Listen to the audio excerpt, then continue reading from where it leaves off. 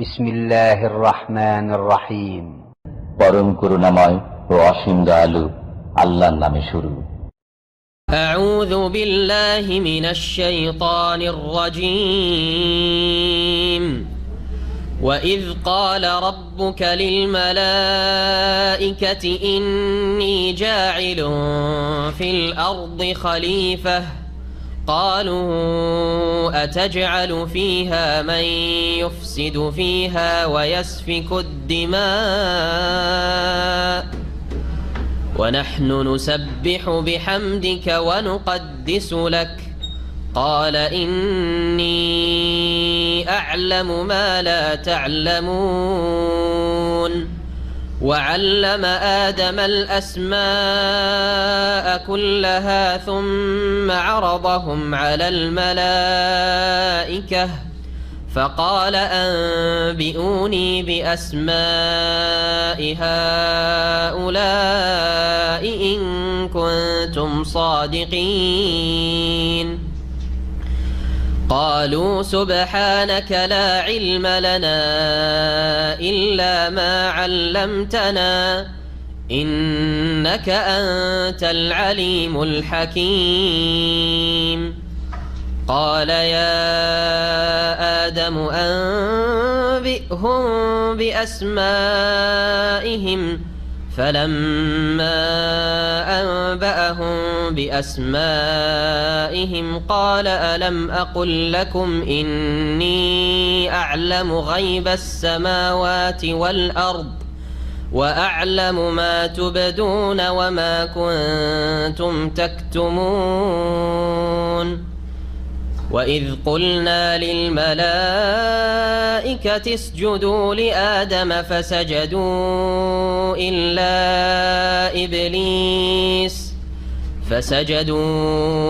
إلا إبليس أبى واستكبر وكان من الكافرين وقلنا يا آدم اسكن أنت وزوجك الجنة وكلا منها رغدا حيث شئتما ولا تقربا هذه الشجرة فتكونا من الظالمين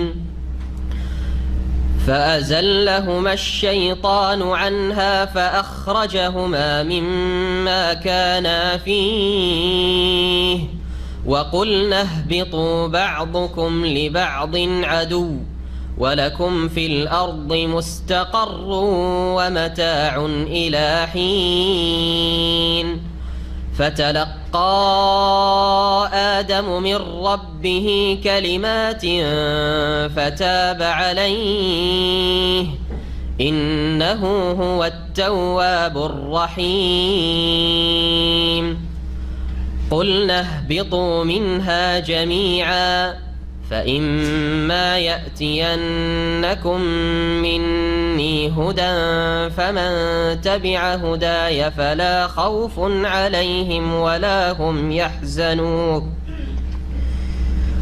قلنا اهبطوا منها جميعا فإما يأتينكم مني هدى فمن تبع هداي فلا خوف عليهم ولا هم يحزنون والذين كفروا وكذبوا بآياتنا أولئك أصحاب النار هم فيها خالدون. السلام عليكم ورحمة الله وبركاته. بسم الله الرحمن الرحيم الحمد لله رب العالمين والصلاة والسلام على سيد المرسلين نبينا محمد وعلى آله وصحبه أجمعين أما بعد فأعوذ بالله من الشيطان الرجيم وعلم آدم الأسماء كلها ثم عرضهم على الملائكة فقال أنبئوني بأسماء هؤلاء إن كنتم صادقين قالوا سبحانك لا علم لنا إلا ما علمتنا إنك أنت العليم الحكيم. মহান আল্লাহর সমস্ত প্রশংসা যে আল্লাহ রাব্বুল আলামিন মানব জাতিকে তার পক্ষ থেকে বিশেষ জ্ঞান দান করার মাধ্যমে ফজিলত দান করেছেন। সালাত এবং সালাম নাজিল হোক প্রিয় নবী মুহাম্মদুর রাসূলুল্লাহ সাল্লাল্লাহু আলাইহি ওয়াসাল্লামের প্রতি, যাকে আল্লাহ রাব্বুল আলামিন কোরআনে কারীম দিয়ে সম্মানিত করেছেন, যাকে শেষ নবুয়ত এবং রিসালাত দিয়ে সম্মানিত করেছেন। আমাদের সূরা বাকারার তাফসীরের চতুর্থ পর্ব আজকে শুরু হবে আয়াত নম্বর 31 থেকে। আলোচনা চলছে আদম আলাইহিস সালামের সৃষ্টি সম্পর্কে। আদম আলাইহিস সালামের সৃষ্টির সম্পর্কিত যে আয়াতগুলি সূরা বাকারাতে শুরু হয়েছে, তার প্রথম আয়াতের তাফসীর গত সপ্তাহে হয়েছে। আল্লাহ রাব্বুল আলামিন ফেরেশতাদেরকে উদ্দেশ্য করে বললেন যে আমি পৃথিবীতে একজন প্রতিনিধি সৃষ্টি করব, যারা একে অপরের প্রতিনিধি হবে। একজন যাবে আর একজন আসবে, আর তারা এই পৃথিবীকে আবাদ করবে আল্লাহ রাব্বুল আলামিনের ইবাদত বন্দেগী দিয়ে, আল্লাহ রাব্বুল আলামিনের আনুগত্য দিয়ে, ভালো কাজ করে এবং অন্যায় কথা কাজ থেকে বেঁচে থাকার মাধ্যমে।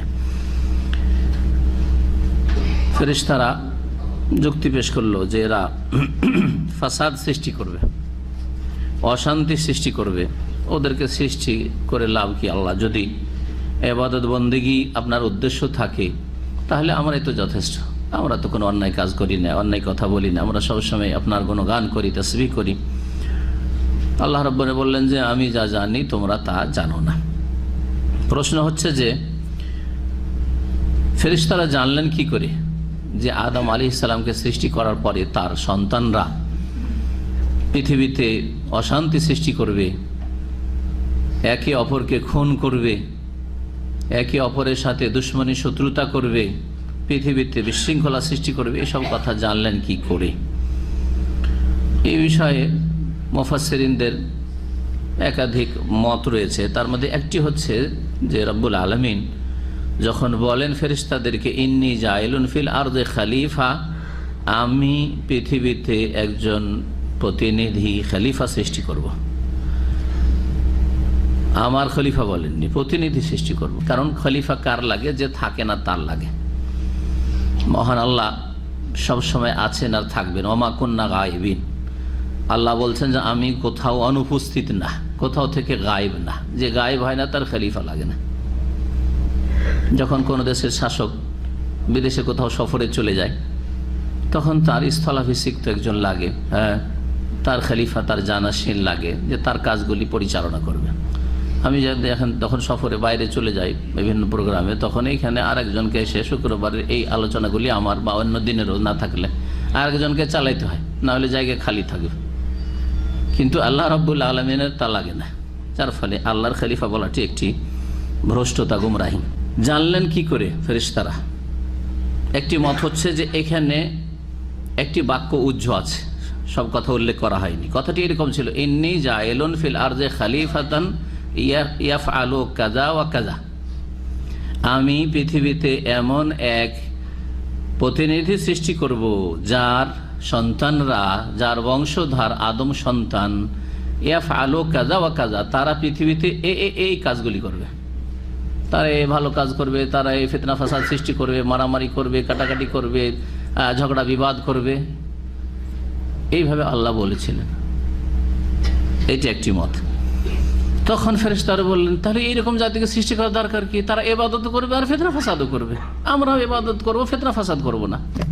একটি মত এটি। ইমাম ইবনে কাসির রাহমাতুল্লাহ আলাইহি মতটিকে উল্লেখ করেছেন। আর একটি মত তিনি উল্লেখ করেছেন, সেটা হচ্ছে যে তারা মানুষ সৃষ্টির আগে জিন সৃষ্টি হয়েছিল, এই জিনদের বদ আচরণ থেকে উপলব্ধি করেছিলেন ফেরেশতারা যে জিনেরা যখন ফিতনা ফাসাদ সৃষ্টি করেছে, আপোষে কলহ করেছে, তখন মানুষও ওই রকমই হবে। জি, আল্লাহু আলাম। আদম আলাইহিস সালামের ফজিলত, শ্রেষ্ঠত্ব দেখাবার জন্য আল্লাহ রাব্বুল আলামিন এখন কয়েকটি কাজ করছেন ফেরেশতাদের সামনে। প্রথম হচ্ছে যে আদম আলাইহিস সালামকে কেন সৃষ্টি করলাম? দেখো তোমরা যে তোমাদের চাইতে শ্রেষ্ঠ আদম এবং আদমের সৎ সন্তানরা, আদমের নেক সন্তানরা, আদমের সন্তানরা না। যদি কেউ বলে আদম সন্তান ফেরেশতাদের চাইতে শ্রেষ্ঠ, ভুল কথা। তাহলে কাফের শ্রেষ্ঠ নাকি, অসৎ বেদিন লোকেরা শ্রেষ্ঠ নাকি? কখনো। বরং ওদেরকে তো আল্লাহ বলছে উলাইকা কাল আনাম, ওরা ফেরেশতার চাইতে শ্রেষ্ঠ, ফেরেশতার মতো হওয়া দূরের কথা, বরং তারা চতুষ্পদ জন্তুর মতো, বালহুম আদাল, বরং ওর চাইতে বেশি অধম নিকৃষ্ট আল্লাহ বলেছেন। তাহলে কি করে এইরকম কথা অনেক বক্তারা বলে যে মানব জাতি ফেরেশতা চাইতে শ্রেষ্ঠ। ভুল কথা, মানব জাতি নয়, মানব সমাজের সৎকর্মশীলরা, আল্লাহ ভীরুরা, ভালো মানুষরা যদি বলে তো ঠিক আছে। ওয়ালাকাদ কাররামনা বানি আদম, আদম সন্তানকে আল্লাহ সম্মানিত করেছেন যখন আদম সন্তান তাদের দায়িত্বগুলি ঠিকভাবে পালন করবে।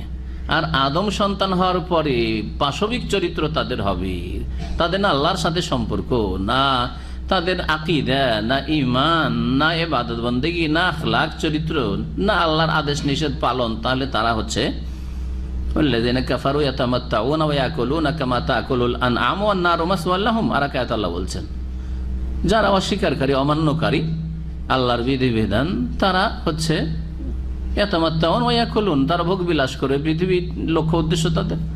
আর খাবে তারা কামা তাকুলুল আনআম, যেমন গবাদি পশু জীবজন্তু খায় ওই রকমই তাদের খাওয়ার ক্ষেত্রে কোনো বাধা নিষেধ নেই যে এটা খেতে হবে এটা খেতে হবে না, এটা চলবে এটা চলবে না, এটা হালাল এটা হারাম, ওইসব কিছু নেই। যা আসছে তাই, যেভাবে আসুক না কেন, সুদে আসুক আর ব্যবসায় আসুক, হালাল হোক হারাম হোক, কোনো পার্থক্য নেই।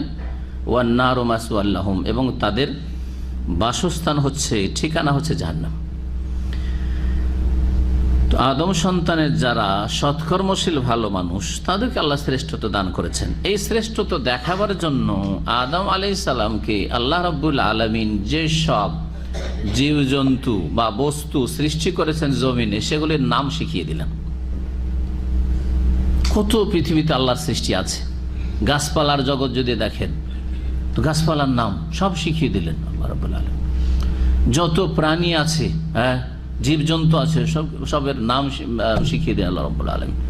যত বস্তু আছে, এটার নাম হচ্ছে পাহাড়, এটার নাম হচ্ছে পাথর, এটার নাম হচ্ছে কাঠ, তো এটার নাম হচ্ছে অমক, এই করে কত কি আল্লাহর সৃষ্টিতে আছে সব শিখিয়ে দিলেন। এটা হচ্ছে বালি ইত্যাদি, সব কিছু শিখিয়ে দিলেন। এমনকি দৈনন্দিন জীবনে যেই শব্দগুলি আমরা ব্যবহার করি সেগুলিও নাম একটা, ধরো বায়ু, বায়ু নির্গত হা, জি, এই শব্দগুলো মুফাসসিরিন উল্লেখ করেছেন। উচ্চস্বরে বায়ু হলে তাকে কি বলা হয়, আর যদি সশব্দে না হয় তাহলে ইত্যাদি সমস্ত কিছু শিখিয়ে দিলেন। যন্ত্রপাতি, অস্ত্র যা ব্যবহার করি, চাকু কেমন করে জানলেন আপনি? আপনি নয়, আমার বাপ মার কাছ থেকে, বড় ভাই বোনদের কাছ থেকে শিখে নিয়েছি, আশেপাশে সবাই বলেছে শিখে নিয়েছে, এইটার নাম এই, এটার নাম ব্লেড, এটার নাম খুর, এটার নাম পাতি, শিখে নিয়েছেন। কারো কাছ থেকে শিখেছেন? এমনি তো মায়ের পেট থেকে শিখে আসেননি। মায়ের পেট থেকে যখন বেরিয়ে এসছে কিছু জানলা কিছু জানতে না তোমরা, আল্লাহ বলছেন। তো আদম আলাইহিস সালামকে আল্লাহ সব শিখিয়ে দিলেন দেখাবার জন্য যে দেখো আদম তোমাদের চাইতে শ্রেষ্ঠত্ব দেখালেন এলম দিয়ে। কিসের ভিত্তিতে শ্রেষ্ঠত্ব প্রমাণিত হয়? জ্ঞানের ভিত্তিতে, বিদ্যার ভিত্তিতে, এলেমের ভিত্তিতে। 5 ভাই, একই মায়ের পেটের ভাই, 5 ভাইয়ের মধ্যে একজন বড় সম্মানিত। কিসের ভিত্তিতে? তার এলমের ভিত্তিতে। দেশ বিদেশ সারা দুনিয়ায় তার দ্বারা বহু কাজ হচ্ছে, সে দিনের কাজ হোক দুনিয়ার কাজ হোক, দিনের কাজ হলে সবচেয়ে ভালো। খায়রুকুম মান তাআল্লামাল কোরআন ওয়া আল্লামা, সবচেয়ে শ্রেষ্ঠ তোমাদের মধ্যে যে কোরআন শিখে অথবা শিখায়, আল্লাহর দিন শিখে এবং শিখায়, আল্লাহর কিতাব শিখে এবং শিখায়। কিন্তু দুনিয়ার ক্ষেত্রেও যদি এলেম থাকে, একজনের কাছে দুনিয়ার এলেম আছে, আরেকজন আর যে 4 ভাই আছে তাদের কাছে দিনেরও এলেম নেই, দুনিয়ারও এলেম নেই। তো রাস্তায় কষ্টের কাজ করতে হচ্ছে, সবচেয়ে বেশি কষ্টের কাজ করে সবচেয়ে কম পয়সা পায় দুনিয়ার ক্ষেত্রে যদি দেখেন। আর সবচেয়ে আরামের কাজ করে বসে বসে, আর সবচেয়ে বেশি পয়সা ইনকাম করে যারা দুনিয়ার কর্মক্ষেত্রে আছে। ইলমের মাধ্যমে মানুষ শ্রেষ্ঠত্ব লাভ করে, ফজিলত লাভ করে, মর্যাদা হাসিল করে। মহান আল্লাহ বলছেন ওয়া আল্লামা আদম আল আসমা কুল্লাহা, মহান আল্লাহ আদম আলাইহিস সালামকে সমস্ত কিছুর নাম শিখিয়ে দিলেন, নামের জ্ঞান দান করলেন। সুম্মা আরাদাহুম আলাল মালায়েকা, তারপরে ওই সব কিছুকে ফেরেশতাদের সামনে পেশ করলেন, যেগুলির নাম শিখিয়ে দিলেন। সামনে যা দেখা যেতে পারে এগুলিকে ফেরেশতাদের সামনে পেশ করলেন, আর বললেন ফাকাল আম্বিউনি বিআসমাই হাউলাই ইন কুনতুম সাদিকিন, তোমরা যদি তোমাদের যে কথা দাবি যে আল্লাহ সৃষ্টি করিয়েন না আদমকে, ক্ষতির দিক বেশি, লাভ নেই,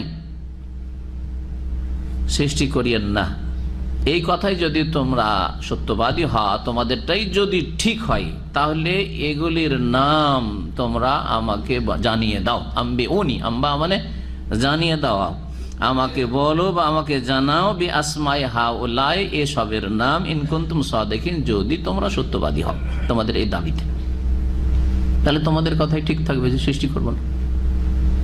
কিন্তু না, কালু, তারা জানে না, জীবনে এগুলোর নাম জানে না, এগুলো তাদের ক্ষেত্রও ছিল না, ফিল্ড ছিল না, এইসব জেনে লাভটা কি? আল্লাহ জানাননি, শেখাননি, কিছুই জানেন না এই সম্পর্কে। তাদের যে বিষয়ে দায়িত্ব ছিল সে বিষয়গুলি তারা জানেন। কালু, তখন ফেরেশতারা বললেন, সুবহানাক, তোমার মহিমা পবিত্রতা ঘোষণা করি।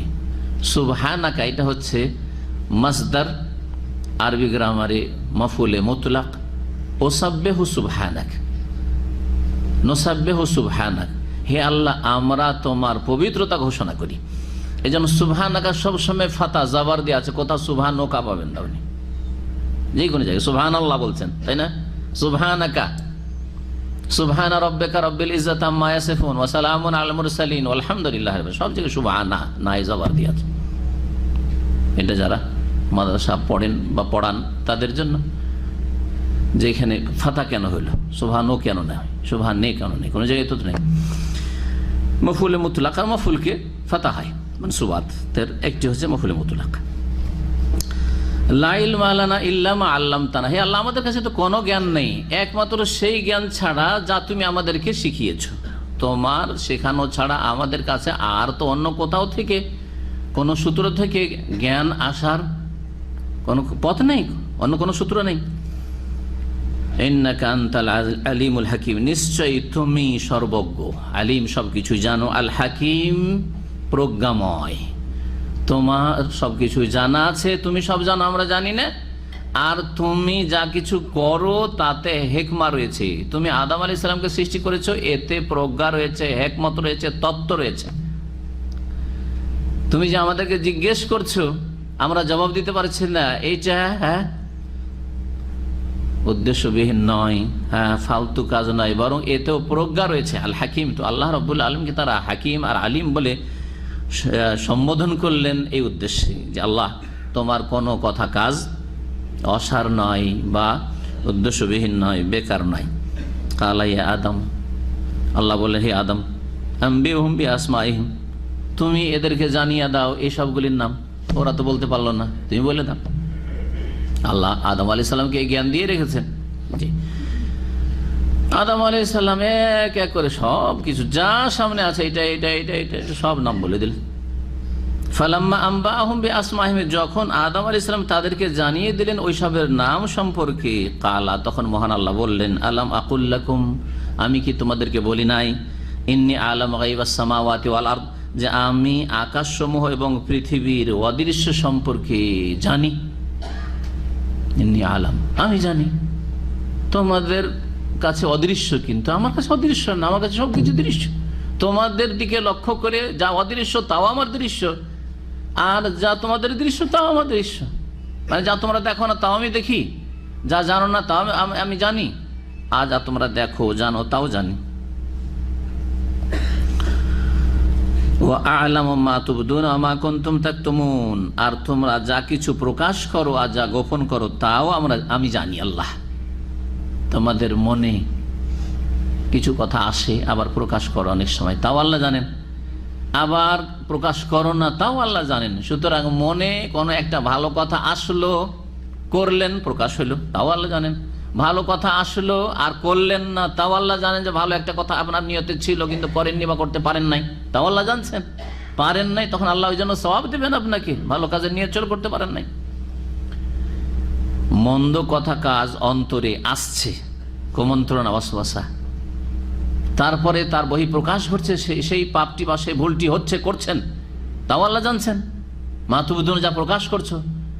আর অনেক খারাপ কথাই মনের ভিতরে আসে আর অনেকেই করেন না, প্রকাশ করেন না মুখে অথবা কাজের মাধ্যমে, তাও আল্লাহ জানেন। ওমা কুনতুম তাকতুমুন।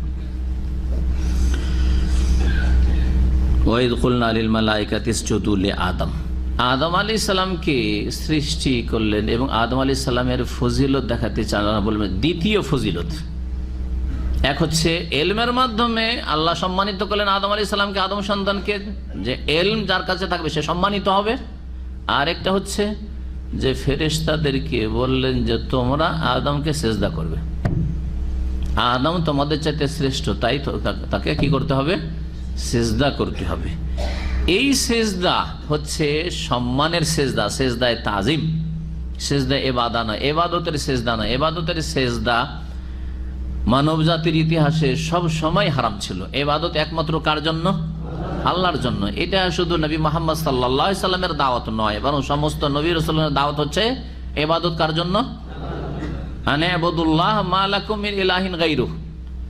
আদ সম্প্রদায়ের জন্য যখন আল্লাহ হুদকে পাঠালেন আলাইহিস সালাম, সামুদ সম্প্রদায়ের জন্য যখন সালেহ আলাইহিস সালামকে পাঠালেন, শুআইব আলাইহিস সালামকে মাদিয়ানবাসীর জন্য পাঠালেন, সমস্ত নবী রাসূলদের ক্ষেত্রে কোরআনে কারিমে রয়েছে, সূরা হুদে রয়েছে, সূরা আরাফে রয়েছে এই বিষয়গুলি। আল্লাহ রাব্বুল বলছেন যে তাদের দাওয়াত, প্রত্যেক নবীর দাওয়াত ছিল আনাবুদুল্লাহ, তোমরা কি করবে? আল্লাহর ইবাদত করবে। আর সেজদার চাইতে বড় ইবাদত কি হতে পারে? মানুষ ইবাদত করতে করতে শরীরের সবচাইতে সম্মানিত মর্যাদাপূর্ণ যে অঙ্গটি সেটা হচ্ছে এই মাথা, চেহারা, মুখমণ্ডল, কপাল, সেটাও মাটিতে ধুলোতে লুটিয়ে দেয়। এর চাইতে বড় ইবাদত কিছু হতে পারে না। ওয়াসজুদ ওয়াক্তারিফ, আল্লাহ বলছেন আল্লাহর সান্নিধ্য লাভের ক্ষেত্রে, আল্লাহর নৈকট্য অর্জন করার ক্ষেত্রে যে সেজদার মাধ্যমে, মানে নামাজের ভিতরে সেজদা করি, বাইরে সেজদা আমার বেদাতীদের সেজদা না। একটা সেজদা আমার বেদাতীদের সেজদা আছে, জানা আছে না? কি সেজদা? নামাজ পড়ে বসে আছে, মসজিদে বসে আছে দিল শুধু এমনি একটা সিজদা, আর সিজদা দেওয়ার পর টান দিয়ে মসজিদে চলে গেল।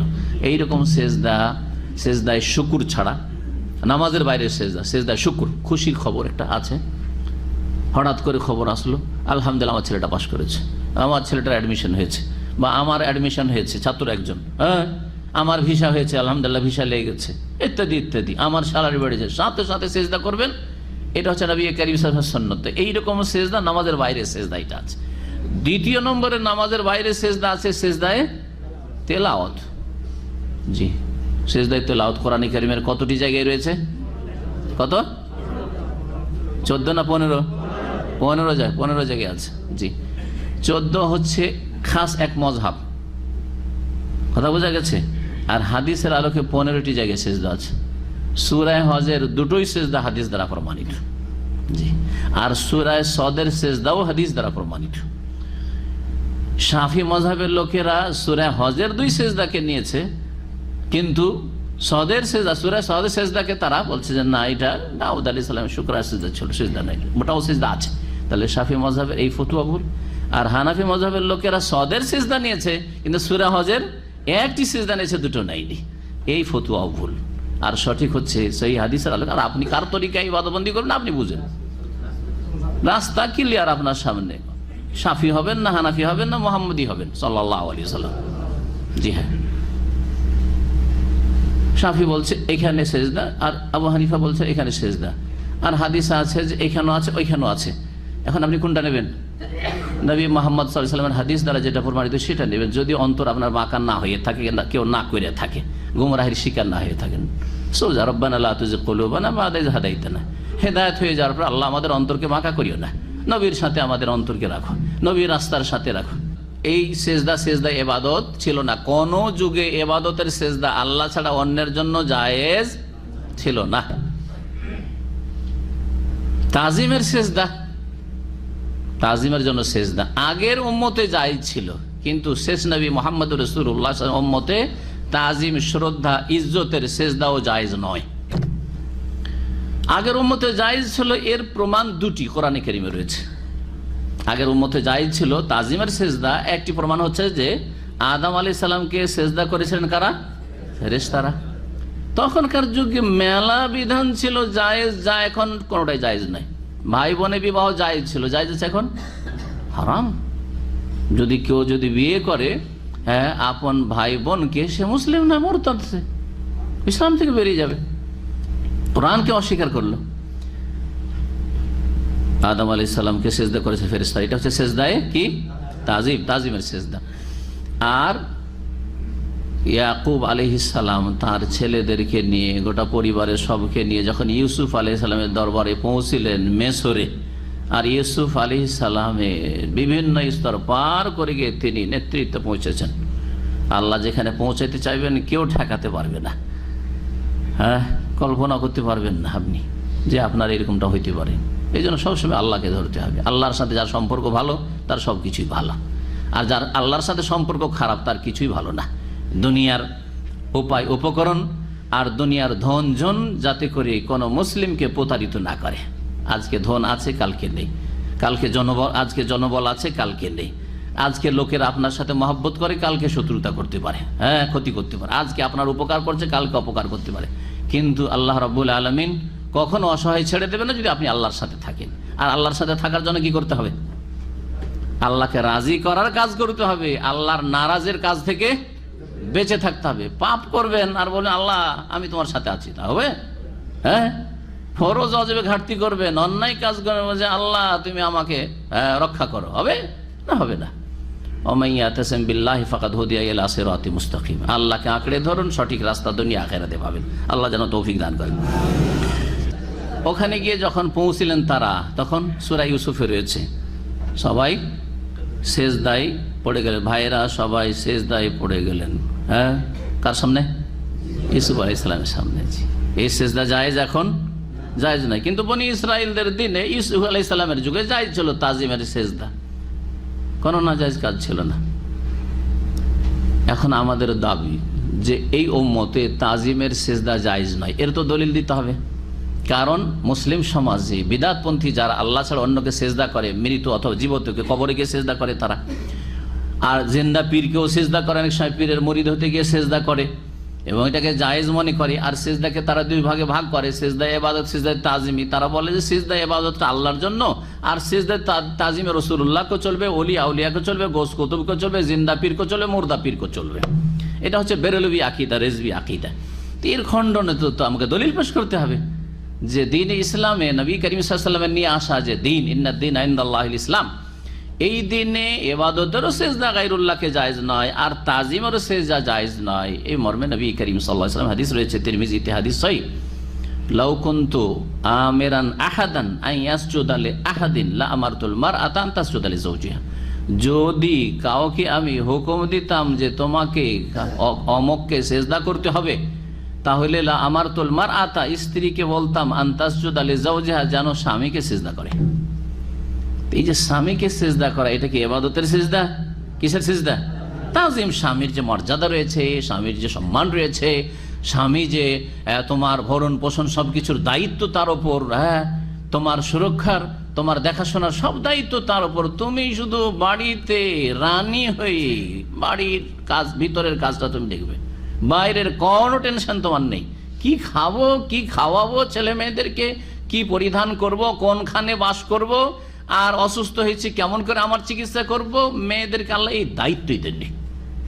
কি ইনকাম করব, কোথায় চাকরি করব, এই কাজের জন্য আল্লাহ পয়দাই করেনি আল্লাহ রাব্বুল আলামিন নারী জাতিকে।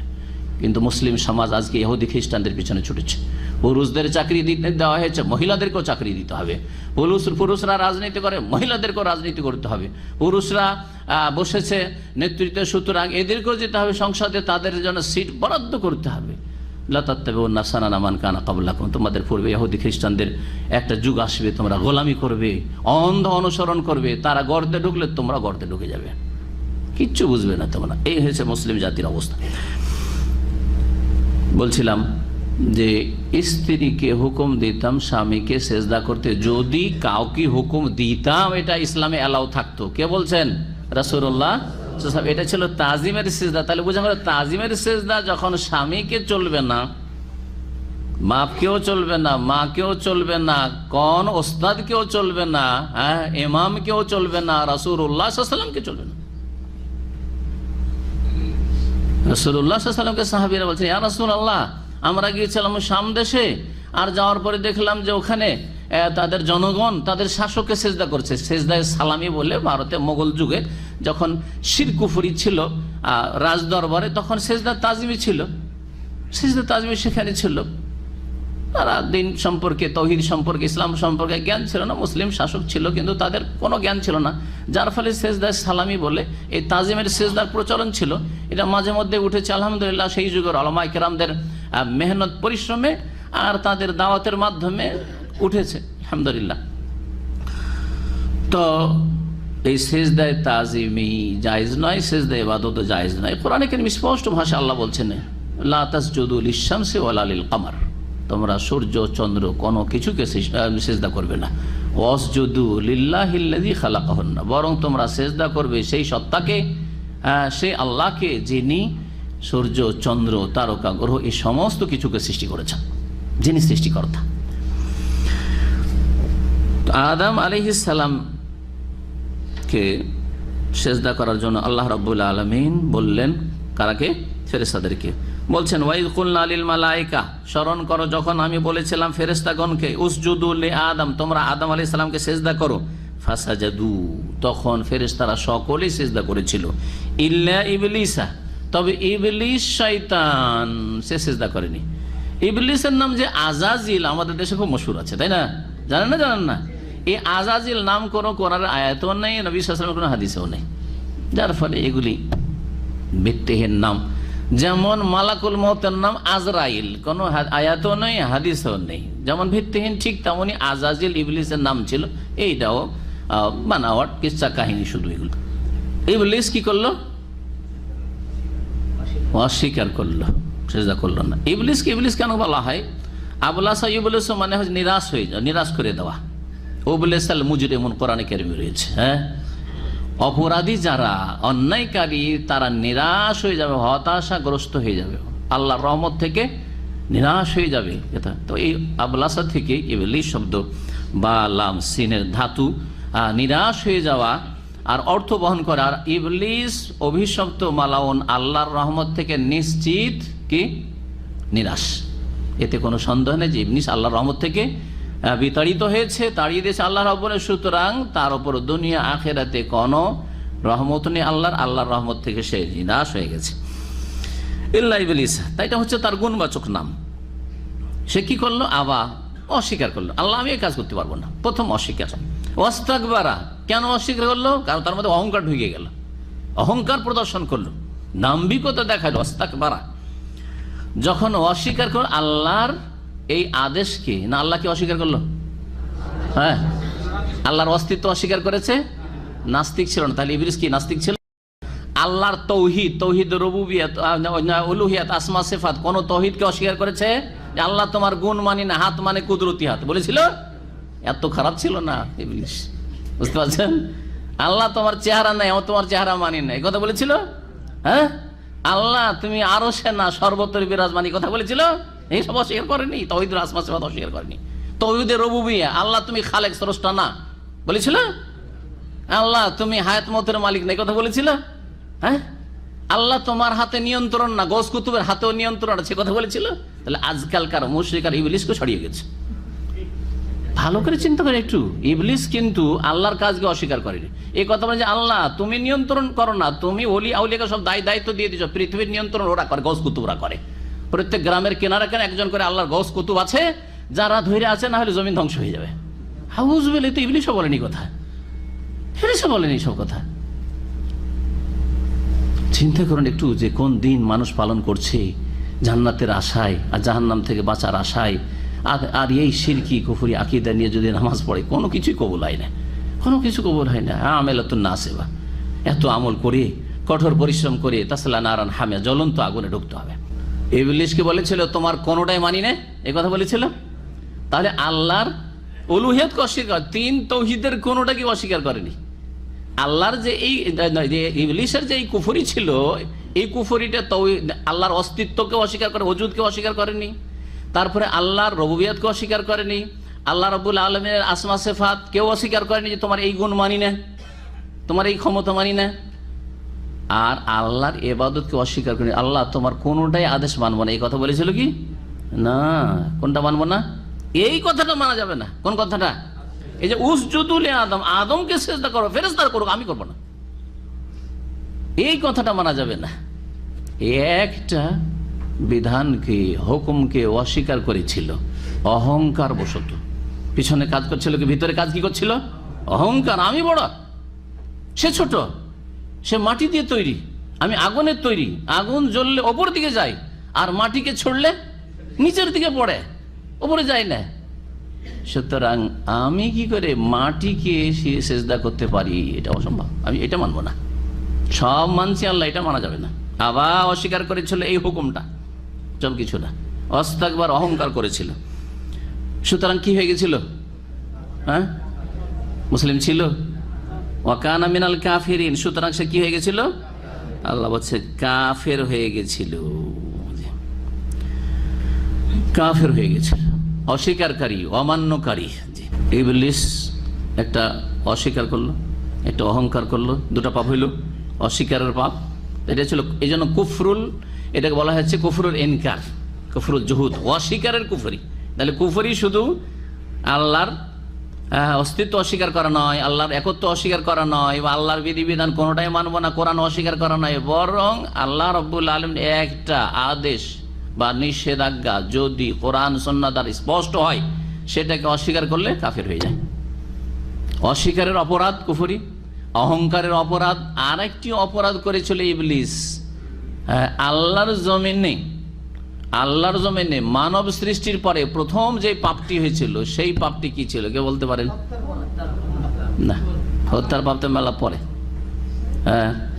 কাবিল হাবিলকে হত্যা করলো, তার আগে তো এই পাপ, দুটো পাপ হইল, দুটো পাপ তো কোরআনে রয়েছে এখানে। আবার অস্বীকার করা আর অহংকার করা, আর একটা পাপ আছে হাসাদ, হিংসার পাপ। এই যে আদমকে আমি সিজদা করতে পারি না, কেন? মেনে নেওয়া যায় না, হিংসা। জি হ্যাঁ, প্রথম আল্লাহর জমিনে মানব জাতি সৃষ্টির পরে যে পাপটি হয়েছিল, সেই পাপটি হচ্ছে হাসাদ, হিংসার পাপ। এত বড় অপরাধী এটি, প্রথম শুরু হয়েছে এটি। হিংসা যদি তার ভিতরে না ঢুকতো তাহলে অস্বীকার করতো না, হিংসা যদি না ঢুকতো তাহলে অহংকার করতো না। যাক, আল্লাহর হুকুম হয়েছে, ওকে এটা দিয়ে মর্যাদা দিয়েছে, আমাকে অন্য কিছু দিয়েছে। হ্যাঁ, আমি তো জিন, তারপর আমাকে ফেরেশতার মাঝে থাকতে দিয়েছে। এটা কি যেমন তেমন কথা নাকি? এটা তার চিন্তা করা উচিত ছিল যদি ও হেদায়েত নসিব থাকতো, কিন্তু ওই সব চিন্তা তার মগজে ঢুকলো না, হিংসা ঢুকে গেল। আমি আনা, এই যে আমি কথাটি মারাত্মক কথা। জি, আমি বলছি, আমি করছি, আমি মনে করি, এই যে আমি কথাটি খুব মারাত্মক ক্ষতিকর কথা। জি সুবহানাল্লাহ, এটা হচ্ছে অহংকারের। আর আরেকটা হচ্ছে হিংসা। হিংসা পয়দা হইলেই অহংকার পয়দা হয়, হিংসা পয়দা হইলেই অহংকার মেনে নিতে পারেন না। কেউ এগিয়ে চলে যাচ্ছে যে কোনো ক্ষেত্রে, গ্রাম অঞ্চলে ধন সম্পদ নিয়ে যে কত হিংসা, যদি একটু বাড়িঘর ভালো করে নেন আর জমি জায়গা কেনে, হিংসা আর শেষ নেই। আপনজনরা হিংসা করবে, আপনজনরা হিংসা করবে। এই হিংসা মুক্ত মনে হয় কোনো অঙ্গনই নেই, কোনো অঙ্গন নেই। আর যে সাবজেক্টের লোক, ওই সাবজেক্টের লোকের হিংসা করে। বোঝা গেছে কিনা? আলেমের হিংসা মেডিকেলের ডাক্তার করবে না, আর ডাক্তারের হিংসা কোনো আলেম করবে না। মাদ্রাসায় চলে যান, হিংসার পরিবেশ বিরাজ করছে, আলেমের বিরুদ্ধে হিংসা। ক্লাসমেট ছাত্র, মাদ্রাসার ছাত্র নিজের ক্লাসের সাথী সঙ্গীদের হিংসা করছে।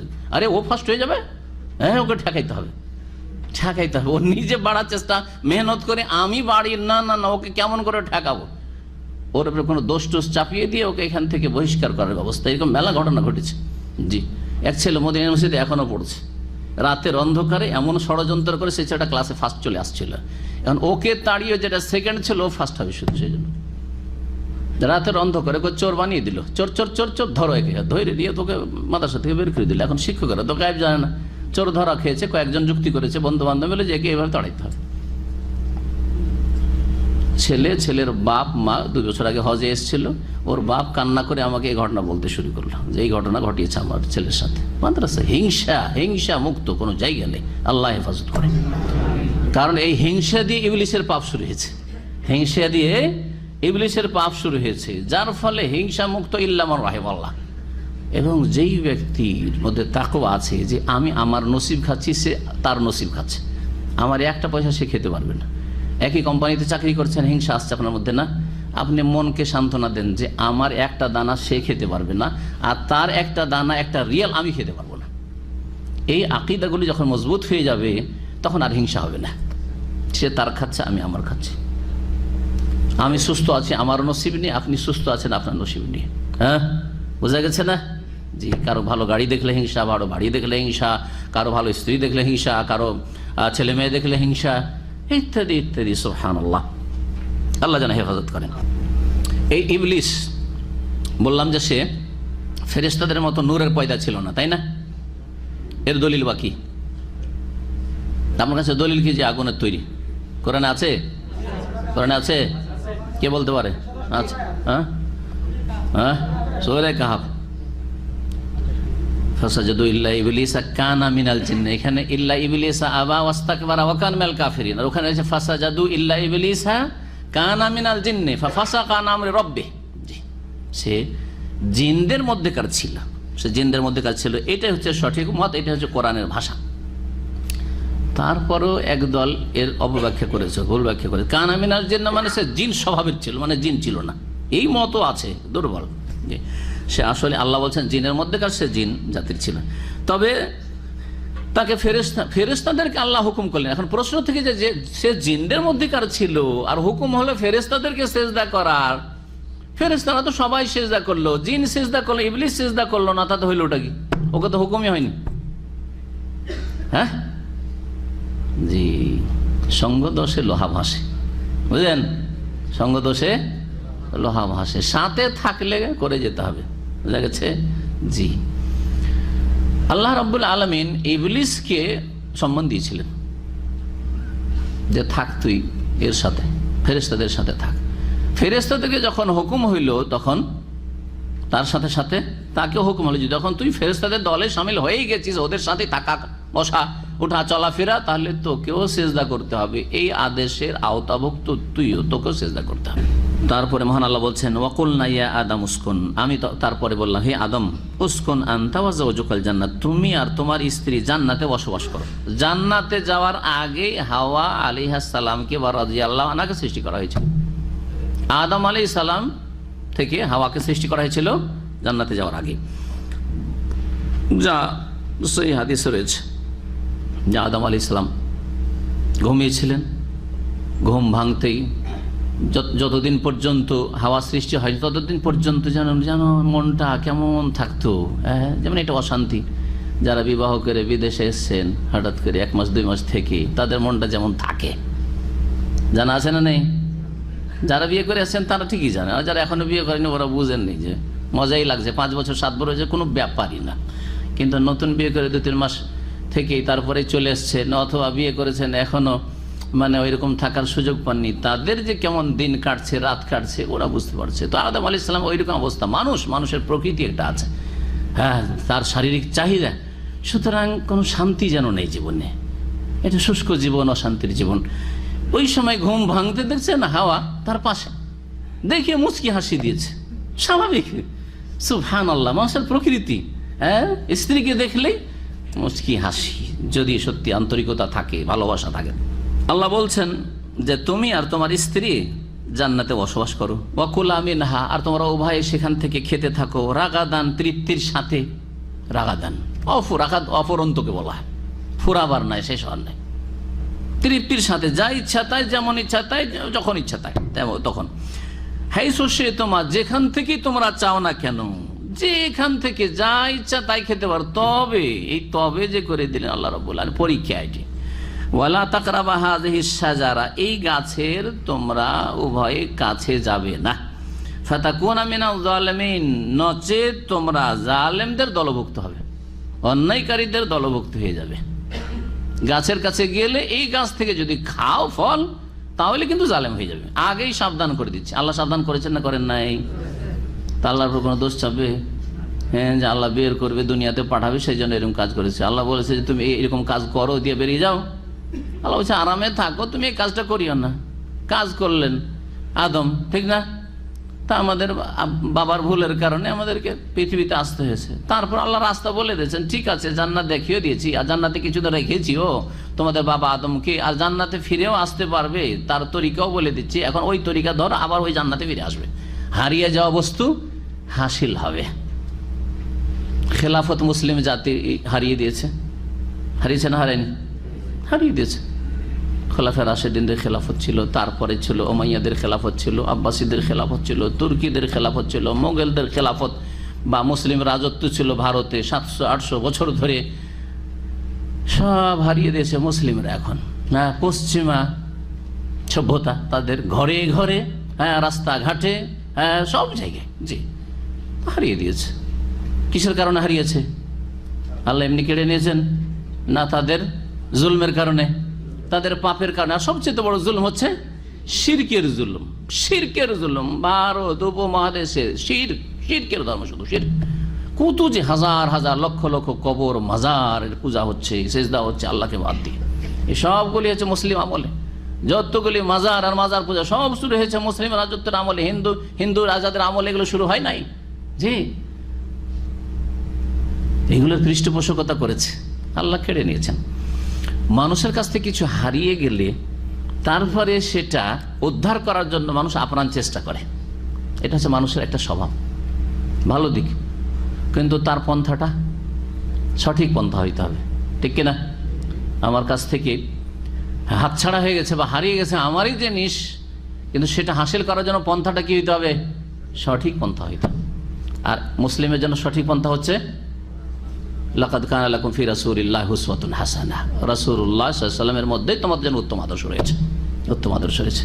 নবীর তরিকায় ফিরে আসতে হবে, খোলাফায়ে রাশিদিনের তরিকায় ফিরে আসতে হবে, সাহাবায়ে কেরামদের তরিকায় ফিরে আসতে হবে। জি, তারপরে তাবেঈনদের তরিকায় ফিরে আসতে হবে, তাবেঈনদের তরিকায় ফিরে আসতে হবে। চার আইম্মায়ে কেরাম রাহিমাহুমুল্লাহ জামিয়ান ওয়া রাদিয়াল্লাহু আনহুম আজমাইন, তাদের তরিকায় ফিরে আসতে হবে। ইমাম মালিক রাহিমাহুল্লাহ বলছেন, লা ইয়াসলুহু আখিরু হাযিহিল উম্মাহ ইল্লা বিমা সালাহা বিহি আউয়ালুহা। এ উম্মতের শেষ যুগের মানুষের সমস্যার সমাধান হবে না, অবস্থার উন্নতি হবে না, ভালো হবে না, ইল্লা বিমা সালাহা বিহি আউয়ালুহা, ওই পন্থা ছাড়া, ওই রাস্তা ছাড়া, ওই আদর্শ ছাড়া যা দিয়ে এই উম্মতের প্রথম যুগের লোকের সমাধান হয়েছে সমস্যার। জি, ওইদিকে ফিরে যেতে হবে, ওই আদর্শে ফিরে যেতে হবে। দিনের অপব্যাখ্যা না করে, ভুল ব্যাখ্যা না করে, আর মানুষের 50-60 বছর আগের মন্ত্রতন্ত্র আর ওই সব মতবাদ নিয়ে ছোটাছুটি না করে, আর পশ্চিমাদের মতবাদ কিছু তাদের নিলাম কিছু আমাদের নিলাম, লক্ষ্য উদ্দেশ্যটা ইসলামের, আর পন্থাটা হচ্ছে কার? ইহুদি নাসারাদের। এইরকম রাস্তা ধরলে কিয়ামত পর্যন্ত কখনো লা ইয়াসলুহু আখিরু হাযিহিল উম্মাহ সমাধান হবে না। যেমন গ্রামে মেলা অভাবী গরিব আছে, আর কিছু অল্প ধনী লোকের আছে, তাদের অনেক টাকা পয়সা আছে, কিন্তু এই ধনী লোকগুলি সব হচ্ছে কৃপণ বখিল, দান খেরাত করতে চায় না। তখন কিছু গ্রামের চোর ডাকাত তৈরি হলো, আর তৈরি হওয়ার পরে বলছে যে তোরা খাওয়াবি না গ্রামের গরিবকে, তোদের বাড়ি থেকে ডাকাতি করব, ছিনতাই করব, লুটপাট করব, করে গ্রামের গরিবকে কি করব? খাওয়াবো। গ্রামের গরিবকে খাওয়াবো কথাটি ভালো কথা না মন্দ? ভালো কথা। কিন্তু ধনীদের বাড়ি থেকে লুটপাট করে, ডাকাতি করে, মারধর করে কেড়ে খাওয়াবো কথাটি ভালো না মন্দ? মন্দ। বুঝতে পেরেছেন? হ্যাঁ, রাষ্ট্রীয় পর্যায়ে ইসলামের আইনের বাস্তবায়ন হোক, কথা খুব সুন্দর, কোরআন সুন্নাহর কথা, দণ্ডবিধান কায়েম হোক, প্রতিষ্ঠা হোক, চোরের হাত কাটা হোক, খুব সুন্দর কথা, চোরের মদের দোকান বন্ধ করা হোক, লাইসেন্স বন্ধ করা হোক, খুব সুন্দর কথা, তার আগে শিরক বন্ধ করা হোক, সবচেয়ে সুন্দর কথা। মাজার থাক, ওগুলো মাথার ব্যথা নয়, পীর মুরিদি থাক, শিরক কুফরি থাক, কোনো মাথার ব্যথা না, ওগুলো হচ্ছে গরিবদের শিরক, ধনীদের শিরক উৎখাত করতে হবে। তাদের কাছে মদ খাওয়া হচ্ছে শিরকের চাইতে বড় অপরাধ, সেই জন্য মদ, জুয়া খেলা শিরক কুফরির চাইতে বড় অপরাধ, গায়রুল্লাহর সেজদার চাইতে বড় অপরাধ। এই জন্য তাদের ভাষায় কোনো এই কথা কখনো শুনবেন না। মাঝে মধ্যেই আপনি এই আলোচনাগুলি তাদের শুনতে থাকবেন, এই সব গুমরাদের, যে তাহলে দেশ থেকে মদ জুয়া কেমন করে উঠবে, এই কথা কোনদিন শুনেছেন? তাহলে দেশের কবর মাজার কি করে পাকা গলে কি করে নিশ্চিহ্ন হবে, দেশ থেকে শিরক কেমন করে উৎখাত হবে, এইসব কথা শুনেছেন? কখনো শুনবেন না। মদ আর জুয়া, মদ আর জুয়া, মদ জুয়া কেমন করে উঠবে? তাহলে তাদের কাছে মদ জুয়ার অপরাধ শিরকের অপরাধ চাইতে বড়। আর শিরকের অপরাধটা না, ওটা অজ্ঞতার কারণে হচ্ছে, ওটা অজ্ঞতার কারণে হচ্ছে। আর মদ খাওয়া অজ্ঞতার কারণে হয় না? হ্যাঁ, মদ খেলে ফাসেক হয় রে বাবা, হ্যাঁ, আর জেনা করলে ফাসেক হয় হালাল না মনে করলে, তারপরে জুয়া খেললে ফাসেক গুনাহগার হয়, ইসলাম থেকে খারিজ হয় না। কিন্তু শিরক করলে ইসলাম থেকে খারিজ, চিরকালে জাহান্নামী হয়। এই অবস্থায় মারা গেলে কখনো শাফাত হবে না। বুঝার চেষ্টা করুন। জি, এখন কথাগুলি তো ভালো, চোরের হাত কাটবো, কথা খারাপ না ভালো? কথা ভালো। কিন্তু চোরের ধার যারা কাটতে পারবে তারা তো কাটছে না। হ্যাঁ, আর আমরা তো কাটতে চাই কিন্তু আমরা তো যেতে পারছি না। সুতরাং যাব কিভাবে? আব্রাহাম লিঙ্কনের তরিকায় যাওয়া। কথা বুঝতে পেরেছেন? আমরা যেতেও পারছি না, একটা রাস্তা শুধু দেখছি যাওয়ার, সেটা হচ্ছে আব্রাহাম লিঙ্কন ইহুদির তরিকা, গণতন্ত্র। সুতরাং সেই তরিকে যাবে। এটা হচ্ছে গ্রামের বা ধনীর বাড়িতে চুরি ডাকাতি করে গ্রামের গরিবকে খাওয়ানো। বুঝতে পেরেছেন না? পারেন নাই? আল্লাহ যেন বুঝার তৌফিক দান করেন। আর মজার কথা কি, এরকম সত্য ঘটনা, বিহারে এক বড় কুখ্যাত ডাকাত ছিল। আমার এক ক্লাসমেট বিহারের ছিল, পড়াশোনা করেছে আমার সাথে। তো বলছি যে বড় এক ডাকাত ছিল, সে বড় বড় ব্যাংকে ডাকাতি করতো। আর ডাকাতি করে এক পয়সা খেত না, সে ডাকাতি করে নিয়ে গরিব দুঃখীকে দান করে দিত। বুঝতে পেরেছেন? তো ঠিক ওই রকমই, হ্যাঁ, চোরের হাত কাটবো আমরা, এইসব দণ্ডবিধান বাস্তবায়ন করব, হ্যাঁ, শাসন ব্যবস্থা ইসলামিক করব। আল্লাহ জানেন এদের সৎনিয়ত আছে কিনা, সেটা তো আলাদা কথা। কিন্তু কথা হচ্ছে যে তাদের আচার আচরণ প্রমাণ করে যে না, কারণ তাদের মুরব্বীদের বক্তব্য আজকাল ছড়িয়ে ছিটিয়ে আছে, বড় বড় মুরব্বীদের, আন্তর্জাতিক যারা মুরব্বী, তাদের যে আমাদের মাঝে আর খ্রিস্টানদের মাঝে আকীদাগত তেমন পার্থক্য নেই। এই বক্তব্য ইউসুফ কারজাবিরও, আর এই বক্তব্য আপনার মুরসির। আমি নিজের কানে শুনেছি মুরসির আর কারজাবির বলছে যে খ্রিস্টানদের সাথে আমাদের তো আকীদা কোনো পার্থক্য নেই। জি, এদের দ্বারা দণ্ডবিধান কি কায়েম হয়? যারা বলছে খ্রিস্টানরাও তৌহিদবাদী, আমরাও তৌহিদবাদী, নাকি খ্রিস্টানও মুসলিম, আমরাও মুসলিম। জি, এই আশ্চর্য হয়ে যাবেন আপনি। সুতরাং এই ধোকায় থাকবেন না। আর তারপরে ইমাম মালিক বলছেন, কোরআন সুন্নাহ তার আগে বলছে যে নবীর তরিকে আসতে উসওয়া হাসানা রাসূলুল্লাহ সাল্লাল্লাহু আলাইহি ওয়াসাল্লাম। বোঝা গেছে কিনা? তারপরে খোলাফা রাশেদিন, আর না আব্রাহাম লিঙ্কনের গণতন্ত্র যে আমরা ওইখানে যাব, আর যাওয়ার পরে তখন চোর ডাকাতের হাত কাটবো, এই করবো সেই করবো, আমরা দণ্ডবিধান কায়েম করবো, যেন শাস্তি দেবো, মদ জুয়াকে দেশ থেকে শেষ করব ইত্যাদি। আল্লাহ যেন হেদায়েত দান করেন। আর আল্লাহ জনগণকে যেন বিভ্রান্তি থেকে বাঁচান। জনগণ বড় বিভ্রান্ত হচ্ছে, জনগণকে এসব বিভ্রান্তি থেকে যেন আল্লাহ যেন বাঁচিয়ে রাখেন। আর আল্লাহ রাব্বুল আলামিনের কাছে যে হেদায়েত যাবে সে হেদায়েত পাবে, আর যে বলবে যেন আমি হেদায়েতে আছি সে কখনো হেদায়েত পাবে না। ইহদিনাস সিরাতাল মুস্তাকিম, অন্তর থেকে বলেন ইহদিনাস সিরাতাল মুস্তাকিম। আল্লাহ সোজা পথ আমাদেরকে দেখাও, যেই পথ আম্বিয়া রসুলগণের পথ, যেই পথ মুহাম্মদুর রাসূলুল্লাহ সাল্লাল্লাহু আলাইহি ওয়াসাল্লাম, খোলাফায়ে রাশিদিন, সাহাবায়ে কেরাম, আইম্মায়ে আরবার পথ। বলছেন আল্লাহ রাব্বুল আলামিন কি, যে খেতে থাকো, ওয়ালা তাকরাবু হাযিহিশ শাজারা ফাতাকুনা মিনাজ জালিমিন। এই গাছের কাছে, যে এই গাছটি কি ছিল, এই নিয়ে তাফসীরকারদের মেলা মত রয়েছে। আমাদের দেশে প্রসিদ্ধ আছে, গাছটা কিসের ছিল, কি খেয়েছিল? হ্যাঁ, গন্ধম। গন্ধম মানে কি দেখছেন? আমাদের দেশের লোকেরা ফার্সির এত তাদের আসক্তি যে গম বলেন না, নিজের বাড়িতে বলছে গমের রুটি, আর যখন আদমের খাওয়ার ব্যাপার আসছে তখন আরবি বলছে না, হিন্তাতুন বলতো, আরবি বলার তৌফিক হয় না, কি বলছে? ফার্সি। হ্যাঁ, গন্ধম খেয়েছিল। জি, তো আর একটি মত হচ্ছে যে আঙ্গুর, আল কারাম, এনাব, আর কিছু আর কিছু আর কিছু। আচ্ছা, যাই কিছু খাই, হ্যাঁ, তাতে কোনো লাভ আছে না লস আছে? গাছটি জেনে আমার একটু লাভ হয়েছে, এরকম কিছু হবে? গাছটি জানতে পারিনি, সে যেন লস হয়ে গেছে, এমন ব্যাপার আছে নাকি? সুতরাং এই গাছ জানার পিছনে ছুটা, এটা হচ্ছে অসার কাজ, লঘু। জি, যার ফলে তাফসীরকারগণ এই সবের পিছনে পড়েননি। ইমাম ইবনে কাসির রাহমাতুল্লাহ বলছেন যে এইসব কথা আর কোনো ভিত্তিও নেই, আর এসবের পিছনে পড়ার কোনো দরকার নেই। একটা হুকুম, আল্লাহ একটা হুকুম দিয়ে পরীক্ষা করবেন, একটা নিষেধাজ্ঞার মাধ্যমে আল্লাহ পরীক্ষা করেন যে এই গাছের কাছে যাবে না। উদ্দেশ্যই ছিল যে ওই গাছ ক্ষতিকর, ওই গাছের কাছে গেলে আল্লাহর নাফরমানি হলে আল্লাহ নিষেধ করেছে, সেই জন্য। আসল বিষয় হচ্ছে আল্লাহর নাফরমানি করিও না। আসল কি? আল্লাহর নাফরমানি করিও না। আল্লাহ এখানে যেতে নিষেধ করেছে, যেও না। ফাযাল্লাহুমুশ শাইতানু আনহা, অতঃপর আদম এবং হাওয়া উভয়ের শয়তান পদস্খলন ঘটালো, আনহা, ওই গাছের মাধ্যমে। আনহা মানে বেসাবাবে, ওই গাছের মাধ্যমে কি করলো?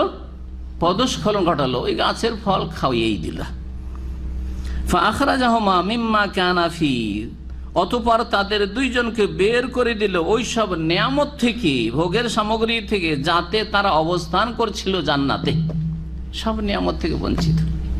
জান্নাতের পোশাক খসে পড়ে গেল, বিবস্ত্র হয়ে গেলেন। বিস্তারিত আদম আলাইহিস সালামের ঘটনা সূরা আরাফে আছে, কিভাবে শয়তান বারবার করে বহকাবার চেষ্টা করছে, শয়তান বলছে যে হাল আদুল্লুকা আলা শাজারাতিল খুলদি ওয়া মুলকিন লা ইয়াবলা, এই একটা গাছ আছে, এই গাছটা যদি আপনি গাছের ফলটা খেয়ে নেন, এই গাছটা হচ্ছে শাজারাতুল খুলদ, মানে এই গাছের ফল খেলে চিরকাল জান্নাতে থাকা যাবে, কখনো আর কোনো চিন্তা থাকবে না যে জান্নাতে কতদিন যে থাকতে পারবো আর না পারবো, চিরকাল থাকতে পারবে। ও মুলকিন লা ইয়াবলা, এমন রাজত্ব হাসিল হবে কোনোদিন সেই রাজত্ব শেষ হবে না। কখনো শয়তান কোনো পাপকে ঘৃণিত করে পেশ করে না, মনে রাখবেন। শয়তান যে কোনো পাপকেই, যতই খারাপ পাপ হোক, সেটাকে সাজিয়ে পেশ করে, সাজিয়ে পেশ করে। যারা সুদ খায়, সুদের টাকা সাজিয়ে সাজিয়ে শয়তান পেশ করে। হ্যাঁ, যদি সুদি কারবার নাই করবি তো তোর ছেলেমেয়েরা কি করে খাবে, হ্যাঁ, তোর এই চাকরি দিয়ে কি বা হবে, হ্যাঁ, ইত্যাদি ইত্যাদি। তো যদি এত হালাল হালাল করবি তো এক পা আগে বাড়তে পারবি, হ্যাঁ, তোর এত দায়িত্ব রয়েছে, ইত্যাদি ইত্যাদি।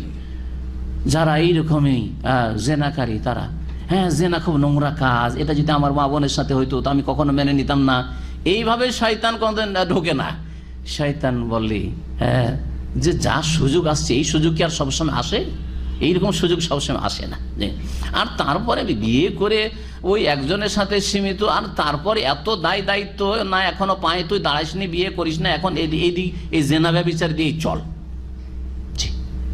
শয়তান ওয়াযায়্যানা লাহুমুশ শায়তানু আমালাহুম, আল্লাহ কোরআনে বলছেন, আদম সন্তানের সামনে শয়তান পাপের কাজগুলিকে সাজিয়ে সাজিয়ে পেশ করে, সুসজ্জিত করে, সুশোভিত করে পেশ করে।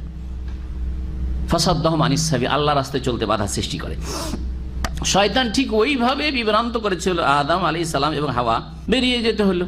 ওয়াকুলনা, তখন আল্লাহ বলছে, আমি বললাম, ইহবিতু, এখন তোমরা নেমে পড়ো, জান্নাত থেকে নেমে পড়ো। হাবা তাহবাতু মানে কি? নেমে যাওয়া। নামা নিচের দিক থেকে উপর দিকে হয় না, উপর দিক থেকে নিচে হয়? ওপর থেকে নিচে হয়। তাহলে বোঝা গেল যে আল্লাহ বলছেন ওপর থেকে এখন কোথায় নামো? নিচে নামো। তার থেকে বোঝা গেল যে জান্নাত তাহলে কোথায় আছে? ওপরে আছে। যেই জান্নাতে বসবাস করছেন তিনি, হ্যাঁ, সেটা ওপরে ছিল, নিচে নয় কোথাও। জি, এই বেতু। এই জন্য আহলে সুন্নাত ওয়াল জামাতের আকীদা যে জান্নাত, হ্যাঁ, আসমানে সৃষ্টি করা আছে, আল্লাহু আ'লাম, আর জান্নাত সৃষ্টি আছে। জাহান্নাম বা'দুকুম লিবা'দিন আদু, তোমাদের একে অপরের শত্রু। একে অপরের শত্রু। কে কার শত্রু? হ্যাঁ, একজন শয়তান মানুষের শত্রু, এটা একটি তাফসীর। বা'দুকুম লিবা'দিন আদুন মানে ইবলিস, হে আদম তোমাদের শত্রু আর তোমরা ইবলিসের শত্রু, কখনো বন্ধু হইতে পারে না। ওয়ালা তাত্তাবিউ খুতুওয়াতিশ শায়তান ইন্নাহু লাকুম আদুউম মুবিন, প্রকাশ্য শত্রু। আর দ্বিতীয় তাফসীর হচ্ছে বা'দুকুম লিবা'দিন আদুন, এখন জমিনে নেমে যাও, ওখানে গিয়ে পারস্পরিক সম্পর্ক তোমাদের ভালো থাকবে না, এক মানুষ আর এক মানুষের সাথে দুশ্মনী করতে থাকবে, লেগেই থাকবে। এগুলো মানুষ মানুষের সাথে দুশ্মনীতে লেগেই থাকবে, অনেকে অনেকের সাথে দুশ্মনী করে চলতে থাকবে। সুতরাং এটা কোরআনে কারিমের কথা, দুশ্মন আপনার থাকবে, হ্যাঁ, আমার থাকবে, দুশ্মন শেষ করতে পারবেন না। দুশ্মন যদি কেউ শেষ করতে পারতেন তো তিনি প্রথম হইতেন মুহাম্মদ রাসূলুল্লাহ সাল্লাল্লাহু আলাইহি ওয়াসাল্লাম। ওয়ালাকুম ফিল আরদি মুস্তাকাররুম ওয়া মাতাউন ইলা হিন, এবং তোমাদের জন্য পৃথিবীতে কি রয়েছে?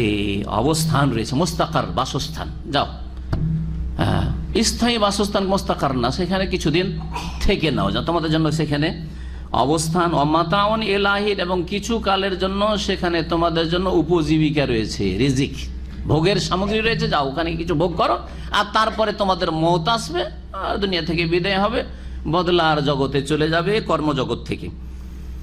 ভুল তো করে ফেললেন আদম আলাইহিস সালাম, তারপরে বুঝতে পারলেন যে আমি তো ভুল করে ফেললাম, এখন কি করি? জানেন না যে আল্লাহকে কেমন করে ডাকতে হয়। আল্লাহ যে কত আরহামুর রাহিমিন, দয়ালু, তিনি নিজেই শিখাচ্ছেন কিছু বাক্য, যে এই বাক্যগুলি পড়ে আমার কাছে তওবা করো, হ্যাঁ, ক্ষমা প্রার্থনা করো, আমার কাছে ভুল স্বীকার করো, তাহলে আমি তোমাদেরকে ক্ষমা করে দেব। জি, ভালো বাপ মা ছেলে মেয়েদের, আর সব প্রায় বাপ মাই ভালো থাকে এই ক্ষেত্রে। ছেলে মেয়েরা যতই খারাপ হয়ে যায় তারপরেও ভালো করার জন্য শিখিয়ে দেয়। হ্যাঁ, মা যদি শক্ত হয়ে যায়, বাপ শিখিয়ে দেয় যে ভুল স্বীকার কর তোর মার কাছে, তোর মা রাজি হচ্ছে না, তাই না?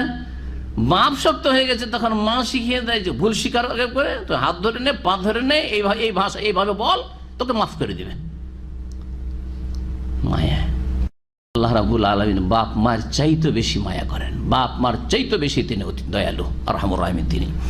ফাতালাক্কা আদম মির রাব্বিহি কালিমাত, আদম আলাইহিস সালাম প্রাপ্ত হলেন তার প্রতিপালকের পক্ষ থেকে কয়েকটি শব্দ, মানে কয়েকটি বাক্য। সেগুলি কি ছিল? সূরা আরাফে উল্লেখ করা হয়েছে। কালা, উভয় বলেছিলেন এই দোয়াটি, রব্বানা, হে আমাদের প্রতিপালক, যালামনা আনফুসানা, আমরা নিজেদের উপর কি করেছি? জুলুম করেছি। আল্লাহ বলেই দিয়েছিলেন যে ওয়ালা তাকরাবা হাযিহিশ শাজারা, গাছের কাছে যেও না, ফাতাকুনা মিনাজ জালিমিন, তাহলে জালেম হয়ে যাবে, গেলেই জালেম হয়ে যাবে। স্বীকার করছেন, এখন বুঝতে পেরেছেন। যালামনা আনফুসানা, নিজেদের উপর জুলুম করেছি। কোন মানুষের উপর জুলুম করেছিল? হ্যাঁ, তাহলে নিজের উপর জুলুম করা মানে অন্যায় কাজ, আল্লাহর কোন নাফরমানি করা হচ্ছে জুলুম। জি, জুলমের প্রকরণগুলি বহুবার বলেছি, আর ফেরাচ্ছি না। ওয়া ইল্লাম তাগফির লানা ওয়া তারহামনা, হে আল্লাহ, তুমি যদি আমাদের ক্ষমা না করো এবং আমাদের উপর দয়া না করো, লানাকুনান্না মিনাল খাসিরিন, তাহলে আমরা ক্ষতিগ্রস্তদের অন্তর্ভুক্ত হয়ে যাব। ফাতাবা আলাইহি, আল্লাহ তখন তার তওবা কবুল করলেন। ইন্নাহু হুয়াত তাওয়াবুর, নিশ্চয় তিনি বড়ই তওবা গ্রহণকারী বা তওবার তৌফিক দাতা এবং বড় দয়ালু। কোরআনে কারীমের দোয়া হচ্ছে আদম আলাইহিস সালাম এই দোয়া করেছিলেন, তাই না? আর আমাদের দেশের বিদআতপন্থীরা তাদের ওয়াজ মাহফিলে, তাদের কিতাবাদিতে কি লিখে যে আদম আলাইহিস সালাম যখন আল্লাহ সৃষ্টি করলেন তখন আরশের দিকে তাকালেন, তাতে লেখা আছে লা ইলাহা ইল্লাল্লাহ মুহাম্মাদুর রাসূলুল্লাহ। ওইটা দেখে মনে ছিল, জান্নাতে যখন তাড়িয়ে দেওয়া হইলো তখন মনে হলো যখন আল্লাহর সাথে মিলিয়ে যখন নাম লেখা আছে মোহাম্মদের, তাহলে কোনো বড় ব্যক্তিত্ব নিশ্চয় আছেন যার আল্লাহর কাছে মাকাম মর্তবা আছে।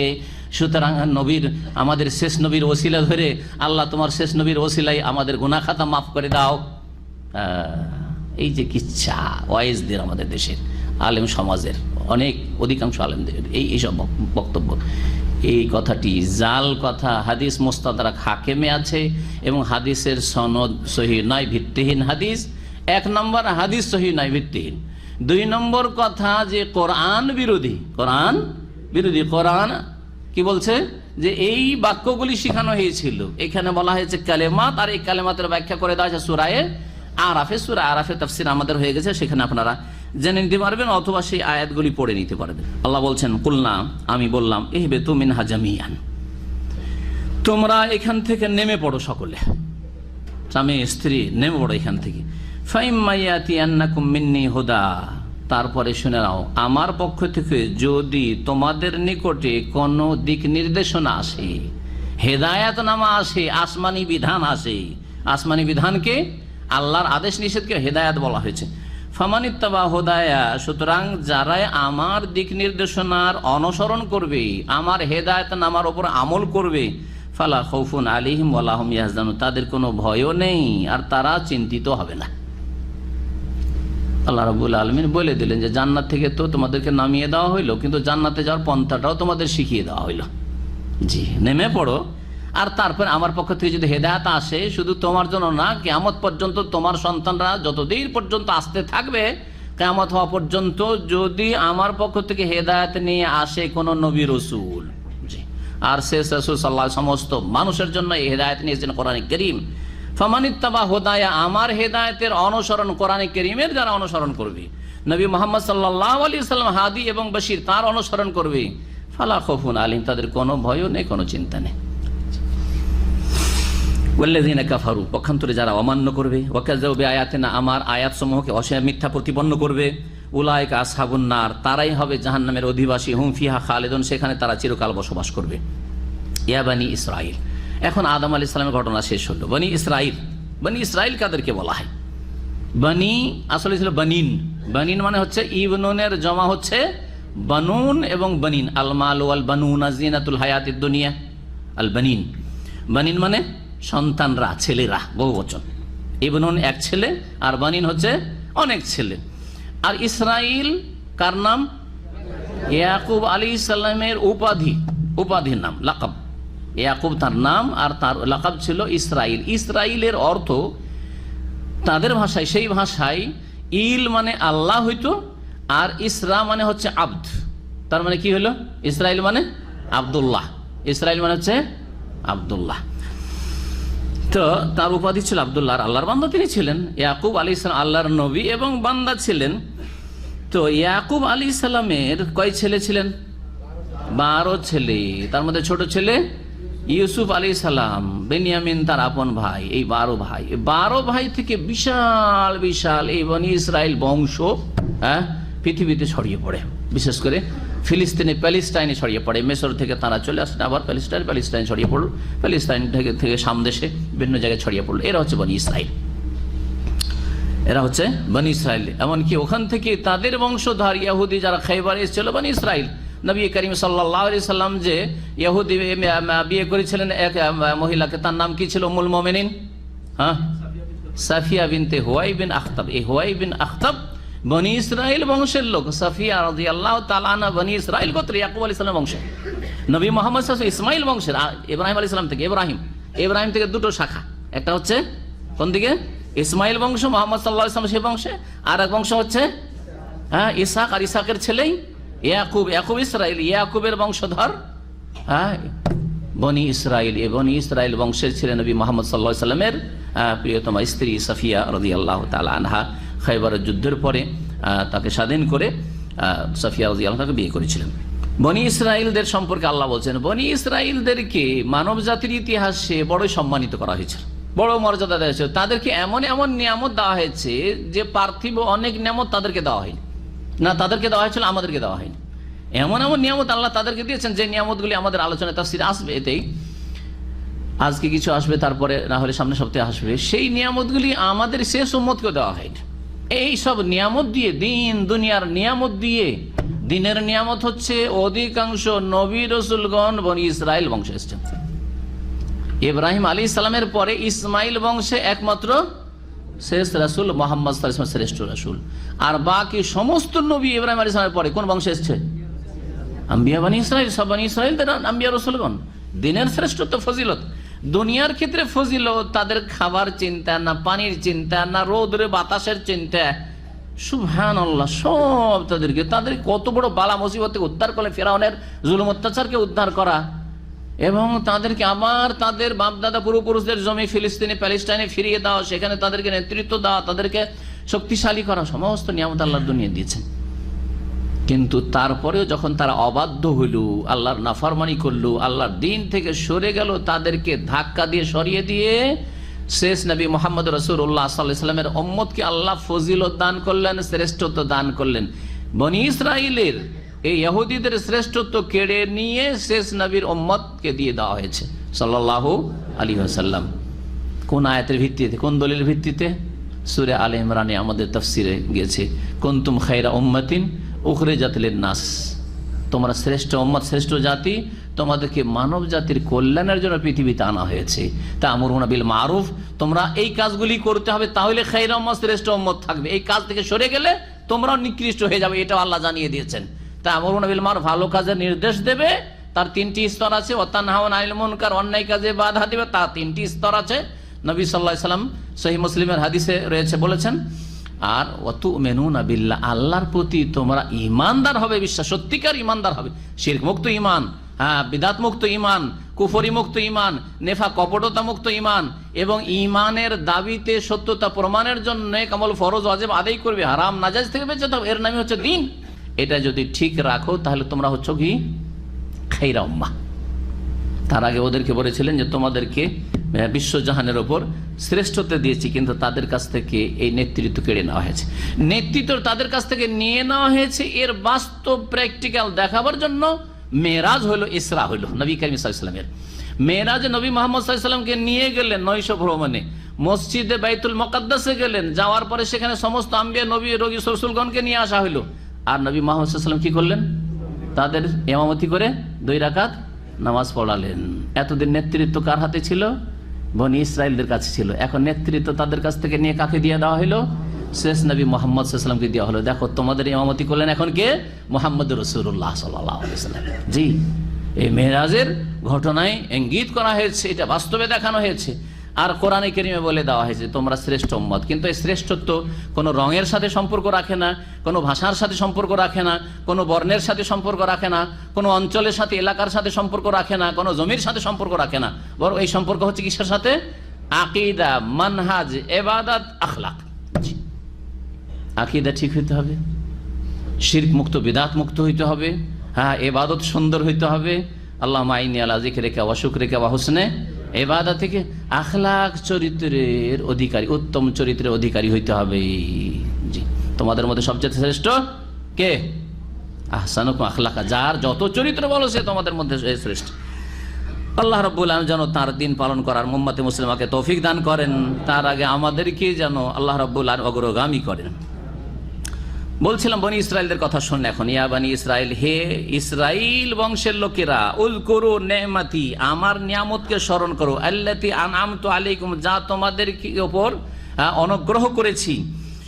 আমার নিয়ামত, আমার অনুগ্রহ স্মরণ করো, আল্লাতী আনআমতু আলাইকুম, যা দিয়ে তোমাদের উপর কি করেছি? অনুগ্রহ করেছি। ওয়া আউফু বিআহদি, এবং আমার সাথে কৃত চুক্তি তোমরা পূর্ণ করো। আল্লাহর সাথে যে চুক্তি হয়েছে, অর্থাৎ আল্লাহর দিন মেনে চলবে। উফে বিআহদিকুম, তাহলে তোমাদের সাথে যে প্রতিশ্রুতি করেছি সেই ওয়াদা চুক্তি আমি পূরণ করব। এই কথাটা শুধু আল্লাহ তাদেরকে বলেছেন না আমাদেরকে বলেছেন? আমাদের সাথে কিন্তু আল্লাহর ওয়াদা আছে। আমাদের সাথে কি আছে? আল্লাহর ওয়াদা আছে। ওয়াদার সাথে সেই ওয়াদা পূরণ করলে আল্লাহ আমাদের সাথে ওয়াদা করে সেই ওয়াদা পূরণ করবেন। আছে না নেই? এরকম কোন একটি আয়াত বলতে পারেন? সূরা নূরের, মাশাআল্লাহ, আয়াত নম্বর ভালো মুখস্থ হয়ে গেছেন। সূরা নূরে আল্লাহ বলছেন, ওয়াদাল্লাহুল্লাযিনা আমানু মিনকুম, আল্লাহ তোমাদের মধ্যেকার মুমিন ঈমানদারদের সাথে ওয়াদা করেছে। এক নম্বর শর্ত হচ্ছে ঈমানদার হইতে হবে। মুমিন, কমিন, মুনাফিক, কপট, হ্যাঁ ইসলামের কিছু নেব আর পশ্চিমাদের কিছু নেব, হ্যাঁ টার্গেটটা ইসলামের নেব আর পন্থাটা নেব পশ্চিমাদের, লিঙ্কনের, এটা চলবে না। আমানু মিনকুম, ঈমানদার হইতে হবে। জি হ্যাঁ। ওয়া আমিলুস সালিহাত, ঈমানের দাবিদার জাতিতে মুসলিম হইলে হবে না, সৎকর্মশীল হইতে হবে। দ্বিতীয় শর্ত। শর্ত হইল দুটো। এগুলো কি? আল্লাহর পক্ষ থেকে আমাদের কাছ থেকে নেওয়া কি? ওয়াদা। ভালো করে মনে রাখেন, দুটো বললাম। কি দেবেন আল্লাহ বলছেন? কি? আমরা যদি এইগুলো পুরা করি তাহলে আল্লাহ কি পুরা করবেন? লা ইস্তাখলিফান্নাহুম ফিল আরদি, আল্লাহ পৃথিবীতে তোমাদেরকে নেতৃত্ব দান করবেন, খেলাফত দান করবেন। জি, লা ইস্তাখলিফান ফিল আরদি কামা ইস্তাখলাফাল্লাযিনা মিন ক্বাবলিহিম, যেমন আগের লোকদেরকে আল্লাহ খেলাফত দিয়েছিলেন, দাউদকে, সুলাইমানকে, মুহাম্মদ রাসূলুল্লাহ সাল্লাল্লাহু আলাইহি ওয়াসাল্লামকে, খোলাফায়ে রাশিদিনকে, ইত্যাদি ইত্যাদি। ওইভাবে আল্লাহ রাব্বুল তোমাদেরকে খেলাফত দান করবেন। ওয়ালা ইউমাক্কিনান্না লাহুম দীনাহুমুল্লাযী ইরতাদা লাহুম, এবং যেই দিনকে তোমাদের জন্য আল্লাহ পছন্দ করে, মনোনীত করে, সেটাকে শক্তিশালী করবেন। শক্তিশালী করে, দিন শক্তিশালী হবে, দিন ইসলাম দুর্বল হবে না, আল্লাহ শক্তিশালী করে ওয়াদা করেছেন। আর কি? ওয়ালা ইউবাদদিলান্নাহুম মিন বাদি খাউফিহিম আমনা, ভয় লাগছে, ভয়ের পরে ভয়কে দূরে সরিয়ে দিয়ে আল্লাহ তোমাদের জন্য নিরাপত্তা প্রতিষ্ঠা করবেন, নিরাপদ রাখবেন তোমাদেরকে, নিরাপদ জীবন দান করবেন তোমাদেরকে। আজকে ভয়ে ভীত, হ্যাঁ ইসলাম নিয়ে চলাফেরা করতে ভয় লাগে কেন? আমাদের চলন দোষে। ভয় দূর করে দিবেন। মক্কায় সাহাবায়ে কেরামদেরকে ভয় লাগতো, মদিনা আসার পরে ভয় দূর হলো ধীরে ধীরে, বিশেষ করে মক্কা বিজয়ের পরে আর কোনো ভয় থাকলো না। সুবহানাল্লাহ, আল্লাহ ওয়াদা করেছেন এগুলি। আল্লাহর ওয়াদা, তাহলে আল্লাহ এই তিনটি দেবেন। বোঝা গেছে কিনা? এই তিনটা নিলে কি করতে হবে? একটু আগে বলেছি, একটা ঈমান, আর একটা কি? হ্যাঁ সৎ কাজ। সৎ কাজগুলি যেগুলি আল্লাহ করতে বলেছেন আর যেগুলিতে বাঁচতে বলেছেন বাঁচবে। আর তারপরে শেষখানে আরো দুটি শর্ত লাগাচ্ছেন। কি? ইয়াবুদুনানি, একমাত্র আমার ইবাদত করবে। 4 নম্বর শর্ত হচ্ছে লা ইউশরিকুনা বি শাইআ, আমার সাথে কোনো কিছুকে শরীক করবে না। এই 4টা শর্ত পুরা করেন। ঈমান, আমাল সালেহ, ইবাদত বন্দেগী আল্লাহর, আর শিরক মুক্ত হওয়া। লক্ষ লক্ষ কবর মাজার পূজা থেকে যাবে আর বলবেন যে আমরা খেলাফত হাসিল করব, আসুন আমাদের সাথে। হ্যাঁ আমরা আপনাদের ভয় দূর করবো, নিরাপত্তা কায়েম করবো, আসুন আমাদের সাথে। আমরা দিনকে শক্তিশালী করবো, আসুন আমাদের সাথে। কিয়ামত পর্যন্ত হবে না। ভালো শুনে আল্লাহ বলছেন। আর এই আল্লাহর কথা বলেন ইসরায়েলদের সাথে যেমন কোরআনে কারীম বর্ণনা করেছে, আমাদের সাথেও তাই। জি, ও আউফু বিআহদি, আমার সাথে কৃত চুক্তি তোমরা পুরা করো। উফু বিআহদিকুম, তাহলে তোমাদের সাথে কৃত চুক্তি আমি পুরা করব। ওয়া ইয়া ফারহাবুন, এবং আমাকেই শুধু তোমরা ভয় করো। ও আমিনু বিমা আনজালতু মুসাদ্দিকাল লিমা মাআকুম, আর তোমরা বিশ্বাস স্থাপন করো, ঈমান নিয়ে আসো ওই বিধানের প্রতি বা ওই কিতাবের প্রতি যা নাজিল করেছি আমি। মুসাদ্দিকাল লিমা মাআকুম, তোমাদের কাছে যে কিতাব গ্রন্থ রয়েছে তার সত্যায়নকারী রূপে।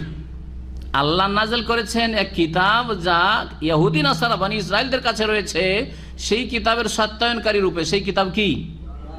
হ্যাঁ মনে হচ্ছে মন দিয়ে শুনছেন না। ইহুদিদের কাছে রয়েছে তাওরাত, ইনজিল খ্রিস্টানদের কাছে, আর সেই কিতাবগুলি সত্যায়নকারী হিসেবে আল্লাহ নাযিল করেছেন কোরআন। বলছেন তার প্রতি ঈমান নিয়ে এসো, মানে কোরআনের প্রতি ঈমান নিয়ে এসো। হে মদিনার ইহুদিরা, হে খাইবারের ইহুদিরা, হে বিশ্বের ইহুদি খ্রিস্টানরা, ওয়া আমিনু বিমা আনজালতু মুসাদ্দিকাল লিমা মাআকুম, তোমাদের কাছে যে কিতাবগুলি রয়েছে তাওরাত, ইনজিল, জাবুর, সেগুলি সত্যায়নকারী রূপে যে কিতাব নাযিল করেছি কোরআন কারীম, তার প্রতি তোমার বিশ্বাস স্থাপন করো। ওয়ালা তাকুনু আউওয়ালা কাফিরিন বিহি, আর তোমরা সর্বপ্রথম এই কিতাব আল কোরআনের সাথে কুফরিকারী হইও না। সর্বপ্রথম কেন সর্বপ্রথম আল্লাহ বললেন? সর্বপ্রথম তো মক্কার লোকেরা কুফরি করেছে, কিন্তু মক্কার লোকেরা কি ছিল? মুশরিক ছিল, আর এরা ছিল আহলে কিতাব। এরা ছিল, আর মুশরিকদের কাছে কিতাব সম্পর্কে তাওরাত ইনজিলের কোনো জ্ঞান ছিল না, এরা পত্তলিক ছিল। কিন্তু মদিনার 3টি গোত্র যে ইহুদি, তাদের কাছে নবী সাল্লাল্লাহু আলাইহি ওয়াসাল্লাম আসার পরে তাদের সাথে চুক্তি করলেন যে এখানে তোমরা বাস করে আমরা বাস করব নিরাপত্তার সাথে, আর তোমরা ইসলামের দাওয়াত গ্রহণ করো। দাওয়াত দিলেন তাদেরকে ইসলামের। আল্লাহ রাব্বুল আলামিন বলছেন যে তোমরা প্রথম অস্বীকারী হয়েও না, অর্থাৎ তোমরা ইহুদি, তোমাদের কাছে আমি প্রথম আসলাম, এর আগে কোনো আহলে কিতাবের কাছে আমি দাওয়াত নিয়ে যাইনি। সর্বপ্রথম আহলে কিতাব তোমাদের কাছে দাওয়াত নিয়েছি। তোমরা প্রথম যদি অস্বীকার করে দাও, তোমাদের দিকে তাকিয়ে আছে ওই খেবারের ইহুদিরা, সামদেশের ইহুদিরা, বিশ্বের ইহুদি খ্রিস্টান জগৎ তাকিয়ে আছে। তোমরা প্রথম কুফরি করলে বাকি কাফেরগুলি যারা কুফরি করবে তাদের কুফরির বোঝা, পাপের বোঝা তোমাদেরকে উঠাইতে হবে। ওয়ালা তাকুনু আউওয়ালা কাফিরিন বিহি ওয়ালা তাশতারু বিআয়াতি সামানান কালিলা, এবং আমার আয়াতকে তোমরা বিক্রি করিও না অল্প মূল্যে। অল্প মূল্যে বিক্রি করিও, বেশি মূল্য হলে বিক্রি করা যাবে নাকি? হ্যাঁ, কোরআন খানি বক্সাতে যদি 100 টাকা করে বক্স হবে, 1000 টাকা হয়, তাহলে বিক্রি করিও না, মানে কোরআন বক্সাতে যেও না। কিন্তু যদি বললে যে এক খতম পার খতমে 1 লক্ষ টাকা, তাহলে অসুবিধা নেই নাকি? হ্যাঁ, আল্লাহ বলছেন সামানান কালিল, আমার অল্প মূল্যে বিক্রি করি, বেশি মূল্যে বিক্রি করিও। তাবিজ 2, 4, 5 টাকায় বিক্রি করিও না, কিন্তু 10,000, 20,000 টাকার, 5,000 টাকার তাবিজ হলে বিক্রি করো নাকি? সবগুলি ধর্ম ব্যবসা, এগুলো চলবে না। তো সামানান কালিলা বলতে কি বোঝানো হয়েছে? সামানান কালিলা বলতে সারা পৃথিবীর ধন সম্পদকে বোঝানো হয়েছে। আর আল্লাহর আয়াত হচ্ছে আল্লাহর বিধান, দিন ইসলামকে দুনিয়ার স্বার্থে বিক্রি করে দিও না। এবার বুঝতে পেরেছেন? সারা দুনিয়া একদিকে রাখেন, আর দ্বীন ইসলামের বিধিবিধান তৌহিদ একদিকে রাখেন। তৌহিদকে বিক্রি করে দিচ্ছেন দুনিয়ার তুচ্ছ কিসের নজর নিয়াজের জন্য, যে তৌহিদের কথা বললে আমাদের মাজার পূজা শেষ হয়ে যাবে, আমাদের কোরআন খানি শেষ হয়ে যাবে, আমাদের এই বক্সানোর ব্যবসা শেষ হয়ে যাবে, মিলাদের ব্যবসা শেষ হয়ে যাবে, আমাদের তাবিজের ব্যবসা শেষ হয়ে যাবে, আমাদের পেটে আঘাত লাগবে। না না না, কোটি কোটি টাকা চলে যাক, দুনিয়ার সব কিছু চলে যাক, কিন্তু কোরআনের বিধান যেন, রাসূলুল্লাহ সাল্লাল্লাহু আলাইহি ওয়াসাল্লামের বিধান যেন তোমাদের হাত ছাড়া না হয়। ওয়া ইয়া ফাত্তাকুন, এবং আমাকেই তোমরা ভয় করো, আমাকেই তোমরা ভয় করো। তাহলে কোরআন পড়িয়া কি নেওয়া যাবে, পয়সা নেওয়া যাবে? কোরআন পড়ে পয়সা নেওয়া যাবে না? দেখেন, যদি কাউকে কেউ আপনাকে জিজ্ঞেস করছে, ভাই মসজিদে আজকে দেখছিলাম যে এক লোক আর এক লোকের পাশের লোক বলছে, আজ আমি পড়তে পারছি না, পড়িয়ে দেন তো ভাই। বলছে 10 রিয়াল বের করেন, 10 রিয়াল দেন, তাহলে আমি কোরআনের আয়াতটা পড়িয়ে দেবো, তাহলে হারাম, ঠিক না? কিন্তু যদি আর একজন বলছে যে ভাই আমাকে প্রতিদিন 1 ঘন্টা করে পড়িয়ে দিতে, একটু কোরআনটা শিখিয়ে দিতে হবে, প্রতিদিন 1 ঘন্টা করে কোরআন শিখিয়ে দিতে হবে, বলছে তাহলে ভাই 200 টাকা লাগবে, জায়েজ আছে কিনা? বলছে যে এখানে তো বিক্রি করা হয়েছে, চলবে এই যুক্তি? ওই যে আপনাকে 1 ঘন্টা দিতে আসবে, আসতে যেতে, আর তারপর ওই যে 1 ঘন্টা দিলে, ওই 1 ঘন্টা সে রুজি রোজগার করতে পারবে না? না সে ফেরেশতা হয়েছে, পেট বেঁধে এসছে? হ্যাঁ, বোঝা গেছে কিনা? সুতরাং কোরআনের তালিম দিয়ে বেতন নেওয়া যাবে, তবে এই ক্ষেত্রে দুনিয়া লোভী হইতে হবে না। একজন লোক পয়সাওয়ালা 200 রিয়াল দিতে পারছে, আর একজন লোক গরিব মানুষ কোরআন শিখতে বেশ আগ্রহী, সে 100 টাকা দিতে পারছে, আপনি সেখানে আল্লাহর রাস্তায়। যদি বলেন না না আমার 200 রেটে 200তে 199 হয় না, তাহলে আপনি দুনিয়াদার, তখন এই কোরআনের আয়াতের আওতাভুক্ত হবে না। একটা লোক বলছে যে ভাই আমার কাছে কোনো পয়সা নেই, চাকরি নেই, বিদেশে এসেছি, কোরআন শিখিনি, খুব আক্ষেপ লাগছে, আমি কোরআন শিখতে চাই, যদি আল্লাহর রাস্তায় একটু শিখে দেন। বলছে না ভাই আমার রেট কমবে না, আমি আমার মার্কেট খারাপ করবো না, চলবে? হারাম, তখন হারাম হবে। এই জন্য যেসব ওলামা ফোকাহারা, কিছু ইখতিলাফ ছিল মাসাজে কোরআনের তালিম দিয়ে বা মাদ্রাসায় পড়িয়ে পয়সা নেওয়া যায় কি না, এই বিষয়ে ইখতিলাফ ছিল। প্রথম হানাফি মযহাবে যে হারাম ছিল, ওলামায়ে দেওবন্দ সেটাকে জায়েজ করেছে, কারণ দেখলো যে যদি বলি যে দেওবন্দে পড়িয়ে বা মাদ্রাসা, কমে মাদ্রাসায় পড়িয়ে বেতন নিতে পারবে, ওইদিকে আলিয়া মাদ্রাসা তো সরকার কিছু দিচ্ছে পয়সা, কিন্তু কওমি মাদ্রাসায় তো সরকার দিবে না। আর যদি আলেম আলামাদেরকে বলি যে কওমি মাদ্রাসায় পড়া ফ্রি ফি সাবিলিল্লাহ সকাল 6টা থেকে নিয়ে 12টা পর্যন্ত, তাহলে বেচারা আর কাজ করবে কোথায়? সকাল 6টা থেকে 12টায় তো ডিউটি করার সময় দেশে, রুজি রোজগার পাবে কোথায়? যদি ওই ফিকার কিতাবের ফতোয়ার ভিত্তি করে হারাম ফতোয়া এখনো দিতে থাকি, তাহলে ইসলাম ভারত উপমহাদেশ থেকে উঠেই যাবে। তখন তারা বললো যে না, এটা জায়েজ আছে, কারণ এছাড়া কোনো উপায় নেই, কারণ ইসলামকে বা দিনী শিক্ষাকে টিকানো যাবে না। বোঝা গেছে? যেটাকে তাদের ভাষায় বলা হচ্ছে যে বেমা তাউম্ম বিহিল বালওয়া, হ্যাঁ, ওমুমে বালওয়ার কারণে তাদের ভাষায় বলছি, বর্তমান যুগে যেহেতু সরকার এই শিক্ষার দায়িত্ব নিচ্ছে না, সরকার যদি বলে যে বাবা তোমাকে আমি পয়সা দিচ্ছি, তুমি দেশবাসীকে কোরআন শিখাও, হ্যাঁ, বোঝা গেছে কিনা, তাহলে তখন নেওয়ার অধিকার থাকবে না, সরকার ভাতা দিচ্ছে। আজকে ওমর রাদিয়াল্লাহু তাআলা সম্পর্কে খুতবা দিচ্ছিলেন। ওমর রাদিয়াল্লাহু তাআলা গোটা মাসে ভাতা কত নিতেন জানেন? বেতন খেলাফতির 24 ঘন্টা, রাত্রেও ডিউটি, দিনেও ডিউটি, সারাদিন তিনি হচ্ছেন সবকিছু। বিচার করলেও তাকে প্রধান বিচারক, আর যদি দেশ পরিচালনা করেন তাও তিনি দেশের রাষ্ট্রনায়ক, সবকিছুই তিনি। আর তিনি রাস্তায় পাহারাও দিয়ে বেড়াচ্ছেন, সবকিছু করছেন। আর তার বেতন কত ছিল জানেন? কত হাজার হইতে পারে বলেন তো দেখি? কয় শত টাকা হইতে পারে বলেন তো দেখি? আশ্চর্য হয়ে যায়। মাত্র 2 দিরহাম ছিল। দিরহাম হচ্ছে রৌপ্য মুদ্রা, রূপার টাকাকে দিরহাম বলে। আর 2 দিরহাম মানে 8 আনা হয়। 2 দিরহাম, ভালো করে শোনা, 2 দিরহাম মানে মাত্র 8 আনা, 1 ভরি চাঁদি না, 1 ভরি চাঁদি না, ভালো করে শুনে রাখেন। 1 দিরহাম সমান 25 প্লাস একটু, জি, ভালো করে শুনে রাখেন, মাত্র 2 দিরহাম। যার ফলে ছেলে মেয়েদের কোন রকম করে খেয়ে দিয়ে কুতলায়ামুত, খেয়ে দিয়ে কোনো করে বাঁচো যাতে মরে না যায় বাচ্চাগুলি। এই জন্য এর চাইতে ভালো তিনি পারতেন না। তিনি যদি মনে করতেন যে আমার গোল্ড দিয়ে, স্বর্ণ দিয়ে বাড়ি হইতে হবে, হ্যাঁ, স্বর্ণের দরবার হইতে হবে, আমার স্বর্ণের থালা বাসন হইতে হবে, সবকিছু দিয়েই করতে পারতেন। এত ঢেল ধন সম্পদ, হ্যাঁ, রোম আর পারস্য দেশ থেকে তার কাছে গনিমত আর ফেই আর খারাজ আর কত রকমের ধন সম্পদ এসছে বাইতুল মালে, কিন্তু একটি পয়সাও তিনি ভক্ষণ করেননি। এর নাম হচ্ছে ইখলাস। ইখলাসের সাথে যা আসছে সেই ভাতাতে কাজ করেন, আল্লাহ বরকত দেবেন, সুনাম থাকবে কিয়ামত পর্যন্ত। যেমন এখনো আমিরুল মুমিনিন রাদিয়াল্লাহু তাআলা আনহুর ইখলাসের প্রশংসা করছেন, তার তাকওয়ার প্রশংসা করছেন, তার নাম আসতে রাদিয়াল্লাহু আনহু বলা নিজের জন্য জরুরি মনে করছেন। আল্লাহ যেন আমাদেরকে সেই দলে শামিল করেন এবং সেই রকমের ইখলাস আল্লাহ রাব্বুল আলামিন তৈরি করার তৌফিক দান করেন। হ্যাঁ, একটা লোক আপনার কাছে শিখতে আসলো, আর সে অসহায় মানুষ, আর তার কাছে শর্ত লাগিয়ে দেবেন। একটা লোক বলছে চলেন আমাদের এখানে, হুজুর আমাদের এখানে একটু দিনের কাজ একটা ওয়াজ করতে হবে, লোকেরা নামাজ পড়ছেন না। হ্যাঁ, আমার ওয়াজের ফিস হচ্ছে 20,000 টাকা। জায়েজ? হ্যাঁ, মোটেই জায়েজ নয়। কিন্তু আপনার সংসার আছে, আপনার সংসার চলার মতো দেখেন যেখানে বেশি দিতে পারবে বেশি, আর যদি সরকার দিয়ে দেয় অথবা কোনো প্রতিষ্ঠান দিয়ে দেয় তো যথেষ্ট। সরকার বা প্রতিষ্ঠান আপনাকে কিছু দিয়ে দিছে, যেটা দিয়ে আপনার মাসের আলহামদুলিল্লাহ খরচ খরচা চলছে, যে অনেক টাকা জমা করতে হবে, চলছে আলহামদুলিল্লাহ চলছে, তারপরে ফিসাবিল্লাহ বাকিটা আপনি নাকি নিজের আখিরাতের সম্বলের জন্য কাজ করেন। আল্লাহ যেন তৌফিক দান করেন। তোমরা সত্যকে মিথ্যার সাথে সংমিশ্রণ করিও না এবং সত্যকে গোপন করিও না জেনে শুনে। ও আকিমুসসালাত ওয়া আতুজ যাকাত ওয়ারকাউ মা'র রাকিন, আর তোমরা নামাজ কায়েম করো, যাকাত প্রদান করো, আর রুকুকারীদের সাথে মুসল্লিদের সাথে তোমরা নামাজ পড়ো। ওয়ারকাউ মা'র রাকিন দিয়ে জামাতে নামাজ পড়াকে ওয়াজিব করা হয়েছে। সুতরাং সঠিক মতে জামাত সহকারে পুরুষদের মসজিদে এসে নামাজ পড়া ওয়াজিব।